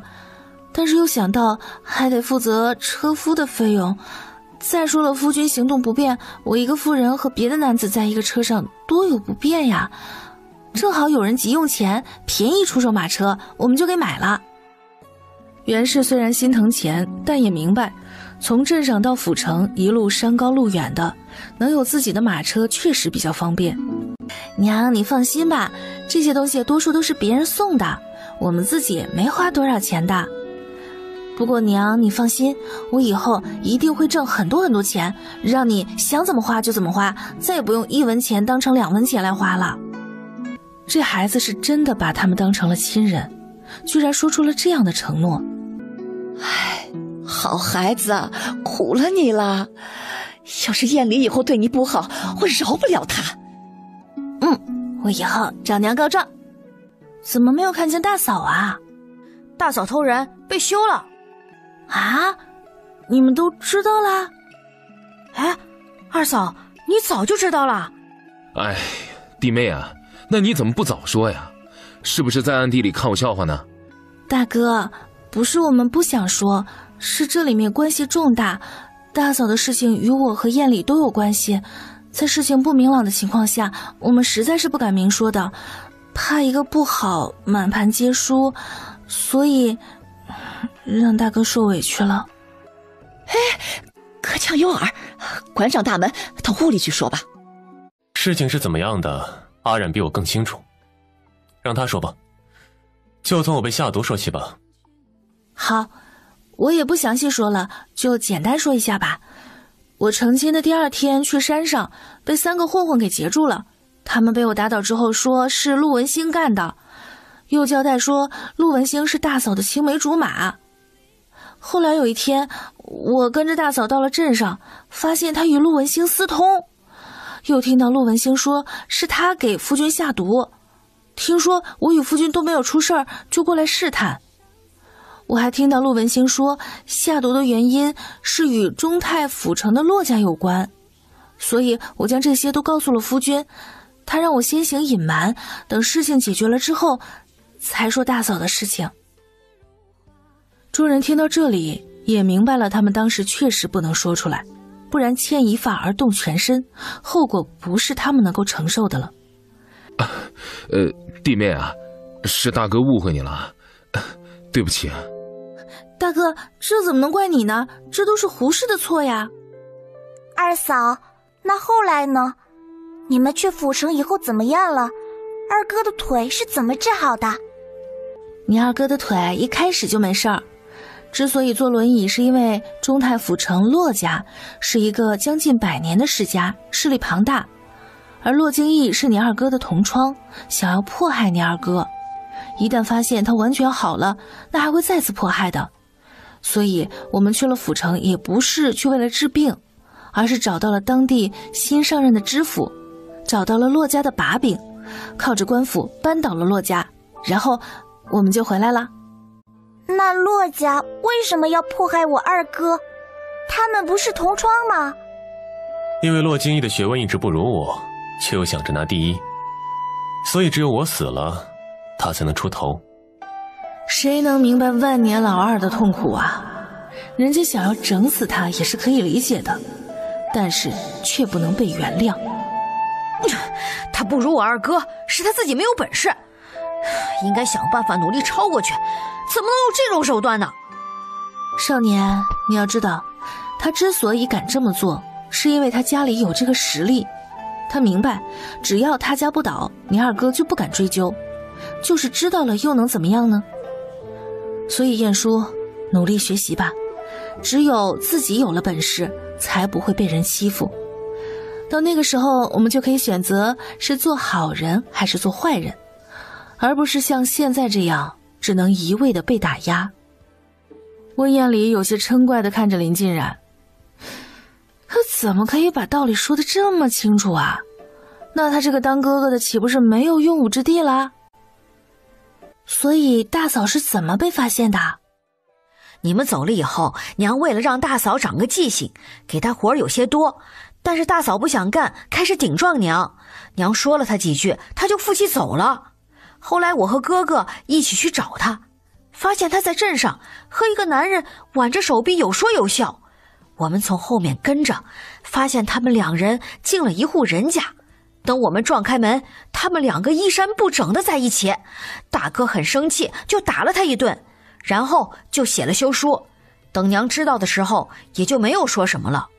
二嫂，胡氏走了，你不觉得高兴吗？他那么坏。哎呀，这个社会本来就是对女人苛刻的。他虽然做错了事情，但是我们却不能落井下石。被休已经是对他的惩罚了。别人可以看不起我们，但是我们自己不能作践自己。你还小，长大之后就会懂的。温彦礼心中激起了千层浪。一直都知道娘子与众不同，却不知道她原来这么与众不同。我想明白了，能留住娘子的最好办法，就是和她思想上的同步。世上的大多数人都会被别人的闪光点所吸引，我也不能免俗。而娘子与我前进的方向上，从来都不是我的闪光点照耀了她，而是她不断增加闪光点照亮了我的人生。我家娘子真是一个宝藏女孩。那当然是我有本事，能要来钱了。我家娘子真是一个宝藏女孩。大哥，你为大，我们为小，有些事情不知当不当讲。弟妹啊，你不用顾及我的，我也没有那么脆弱。本来我与胡氏的结合就有一些戏剧性，所以啊，你说什么我都能承受住的。大哥都想开了，你还有什么顾虑？这次我们去府城得到了一个消息，骆京义可能会失去功名，所以大嫂会不会再回来找大哥？如果他回来了，大哥还会接受他吗？放心吧，他还没有那么大的魅力，我也不是非他不可的。其实我休他，最主要的原因不是他与人私通，而是他本性太恶。两人在林家门口下车，刚要敲门，里面传出了争吵的声音。娘，我们都分家断亲了，你还来我们家要东西，是什么道理？他爹平时根本没脾气，与谁都不会红脸，没有想到现在气的都开始飙男高音了，这嗓子肯定要坏呀！你个没有良心的、坏了心肝的小贱人！当时生下来，我怎么就没有把你给掐死呢？怎么就没有一泡尿把你给溺死呢？你就不该活在这个世界上！老娘一把屎一把尿的把你养大，你竟然为了你自己的腿不给老娘银子，老娘不活了！好呀，奶奶你想死是吧？村外那条河，你想怎么死都行，不用在这吓唬我爹。我们早就断亲了。我们无情无故的，你来我们家那就是私闯民宅，我们可以到官府去告你的。你一个小贱人，赔钱货！你一个出嫁的女人，来我们村干什么？林家奶奶，你看看清楚，这不是你林家老宅，这是我爹林大海的家，你们早就断亲了。麻烦你出门找你家大儿子还有那小儿子要钱去。林家奶奶，你怎么不奇怪每次都是你来，别人都不来呢？那当然是我有本事能要来钱了，那当然是我有本事能要来钱了。不，是爷爷他们让你来打头阵的，打赢了你们皆大欢喜，打输了他们可以撇得干干净净。这么多年来，林家只有你一个外人，也只有你一身脏污，他们身上洁白如玉。他冷静下来想了想，也能够想明白，只是他不愿意承认罢了。你胡说！我和你爷爷生活了这么多年，为了这个家劳心劳力，他怎么能说休我就休我的？阿季，去把村长和林家爷爷一起请来，就说林家奶奶又来咱们家要钱，问他们管不管。如果他们不管，那咱们可要去县衙击鼓了。他一溜烟的就没影了。等了大概1刻钟的样子，2个老人急匆匆的来了。林家爷爷，村长，你们来了真是太好了，不然我爹娘就活不成了。好了，冉丫头不要哭了啊！有什么委屈只管与我说啊，我给你做主。林金冉还没有说话，泪腺掉了下来。他这一番操作把温艳丽心疼坏了。娘子，别哭了。如果村子不能给咱们做主，咱们就去县衙找人评理。村长，从我记事起，我们家就没有闲下来过。我和弟弟看着别人家的爹娘休息吃好的，谁家像我们家一样被人像牲口一样的死命的使唤呀，却还吃不饱睡不好穿不暖。赵前世看着伤心的女儿，又想起自身的遭遇，抱着女儿，2人哭成了泪人。林心季看着痛哭的娘亲和姐姐，也抱着娘俩哭了起来。而林大海则是拖着自己重伤未好的腿爬了过来。这是一幅怎样的画面呀？温艳丽心疼的想要打人。村长，如果下河村没有公道，我会将我的岳父接到上河村。我想我们村不会出现这样偏心的父母。秀才，你放心，我会给你们做主的。村长说，前段时间由于我爹受伤，我爷爷奶奶不给银子让我爹看病，我爹伤心难过之下没有办法才选择分家的。只是没有想到，爷爷奶奶为了摆脱我爹这个累赘，竟然给了断亲书。我爹之前挣的钱都给了爷爷奶奶，他手里1文钱都没有。断亲之后，是我厚着脸皮在婆婆手里借了钱给我爹治病的。没有想到我奶奶在听到这些之后又来找我爹要钱，他这是要逼死我们。村长说2家都已经断亲了，他们如此作为，你说我们能不去县衙告他们私闯民宅，告他们抢夺财物吗？林老哥，如果你的态度是这样，连一个女人都管不住，就别怪我将你们一家子赶出村子了。在这个时代，村子是根基，祠堂是命脉。如果没有了村子，没有了祠堂，他们就成了没有根的浮萍，而林大河也就不能参加科举了。我要休了前世。你要休了我？你要为了这个不是林家的人，为了这个野种休了我？我为林家生儿育女，你怎么有权利休了我？你闭嘴！还不是你不把大海当人，不然我怎么会休了你？我不把他当人，你当了吗？那还不是你的默认？他可是你从外面抱回来的，与我有什么关系？我为什么要把他当人看？好劲爆的一个消息啊！原来不把人当成人看，是因为人家不是他的亲儿子。爹娘，我不是你们的儿子，那我是谁？我当时就说过，你抱回来就好好养着，可你把别人家的孩子当成牲口一样的对待了这么多年，哎，你就不怕有一天人家父母找上门来找你算账啊？只要我活着，我是不会说出来的。等我死的时候，或许会说出来。既然这样，那咱们就恩断义绝，再也不要见面了。既然你说恩断义绝，那这是我林家的老宅，你还是搬出去吧。赵家的大门关上，围坐在院子里的石桌旁，赵秀兰起身跪在赵秀才的身前，泣不成声。她看着女儿的样子，就知道她现在遇到了过不去的大坎儿了。兰儿啊，起来，有什么事情坐着说。外公，我爹娘被爷爷奶奶给赶出来了，现在无处安身，来投奔您了。之前我想让大海入赘，他们不愿意，怎么现在嫌你们碍眼了？看我爹现在腿坏了，不能干活了呗。还有一点，我爹不是林家的孩子。没事啊，他们不要你们，我要。我老头一个人过得太清静了，多几个人正好，安心住下。本来我的所有东西都是要给你的，而大海啊，我一直把他当儿子看。你说你住在爹这里，为什么不敢说呀？爹，我毕竟是嫁出去的女儿，我虽然没有兄弟，但是族里怕是不愿意。哼，我赵明志又不靠着族里养，我的东西不给自己的女儿，难道要给别人呀？真是岂有此理！我看他们谁敢开这个口。外公，反正我爹也不是下河村的人，他的户籍在哪里都无所谓吧？不行就将我爹娘和弟弟的户籍转到桃花村呗。我当然没有意见了，这就看你爹的意思了。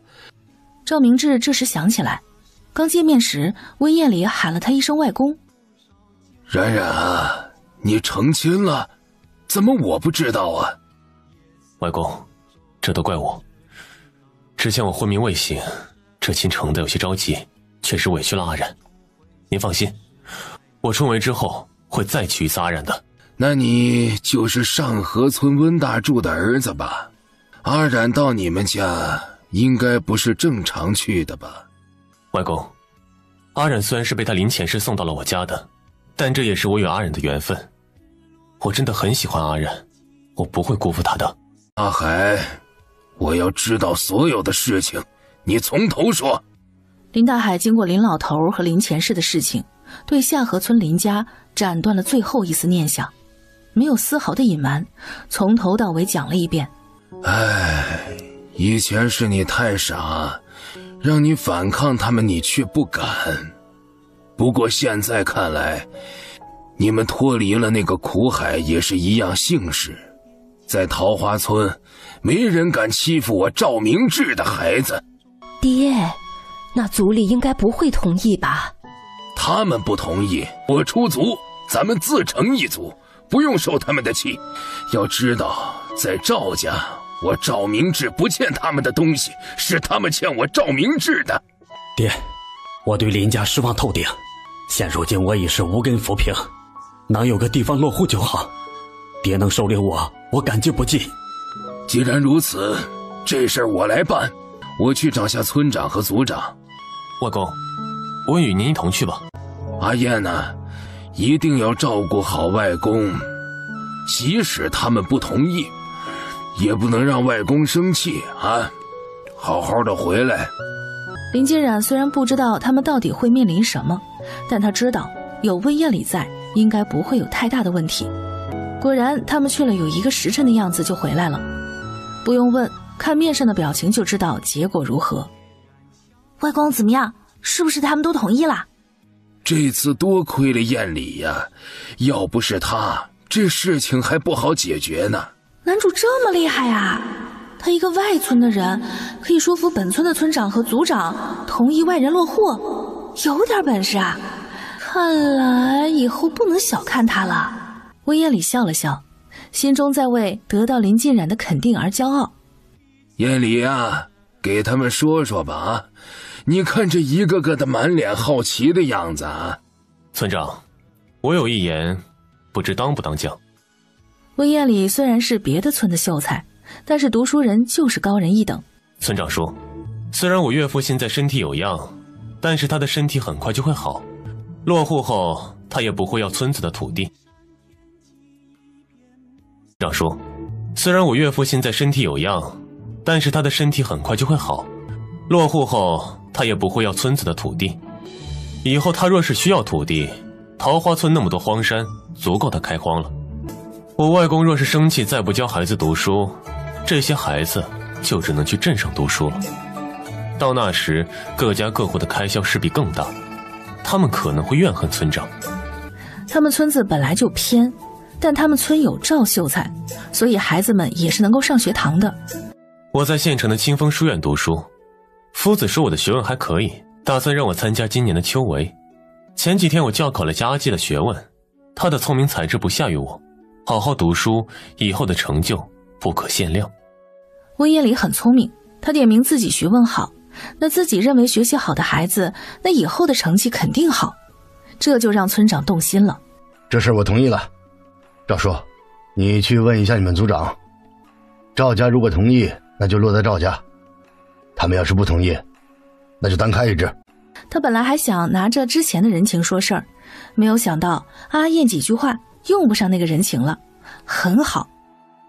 两人告辞之后没有转弯，直接到了族长家。当他们说明来意，没有想到族长想也不想的就拒绝了。闺女都是泼出去的水，她生的孩子就不是我赵家的种。你家的财产在你100年之后就是需要冲入族产的。谁不知道谁给老人养老送终，谁拿老人财产？你们想都不要想我的东西啊！如果你不同意，我自请除族，我做我女儿的老祖宗。外公，您消消气，我可是答应了阿染，不能让您生气的，不然我回去阿染会生我气的。我与族长老人家说句话，赵家族长，我是赵家的外孙女婿，上河村温家人，目前在清风书院读书。老人家，您只是想要我外公的财产充公，但是如果您眼中只有这么点财产，那就看得太近了。您活了这么大的岁数，走过的桥比我们走过的路都多，肯定知道有句话叫万般皆下品，唯有读书高吧。您活了这么大的岁数，走过的桥比我们走过的路都多，肯定知道有句话叫万般皆下品，唯有读书高吧。你说的没错，但是这与他们落户有什么关系？新界是我七弟，他很有学习的天赋，假以时日，学问不会在我之下。我们刚从村长家出来，村长已经同意落户。一旦阿季中了秀才乃至举人，到时受益的只有桃花村，而没有赵家什么事了。我言尽于此。族长如果觉得还是不合适，那我们爷俩从此再也不提此事。果然，温彦礼的话才落，赵族长立马说：“阿季那个孩子那么聪明，你怎么不说呀？我同意了，明天我就陪你们去县里改户籍。”赵明志已经做好自请除族的准备了，他不能让自己的孩子受委屈。温彦礼几句话给扭转了：“二哥二嫂，你们怎么回来这么晚？是不是有什么事呀？”娘，你们以后的亲家可能就不是下河村了，而是翻过山头的桃花村了。二嫂，你要羞辱二哥吗？让他娶桃花村的姑娘？什么呀？桃花村的那个姑娘不是已经过来退过亲了吗？哪还有桃花村是亲家的事儿？你们说的都是什么呀？不是那么回事儿。二哥，我和你说，我只承认林婕冉是我嫂子，别人我可不认。今天我和娘子去下河村，发现岳父母正要被林家奶奶欺负，我们找来村长和林家爷爷讲道理，不曾想却被林家奶奶爆出岳父不是林家的人，所以被赶出了村子。我本来想着让他们来咱们家，岳父不同意，后来去了桃花村，外公只有岳母一个女儿，就给外公作伴了。哼，那个林老头真是可恶，就算不是亲生的，这好歹养了30多年，说赶就给赶了，怎么可以这样无情？爹，你别生气，林家奶奶向来看不起我家，离开他们之后，我爹娘也能活得像个人。本来我外公也是要让我娘养老的，现在有了正当的理由，外人也不能说什么了。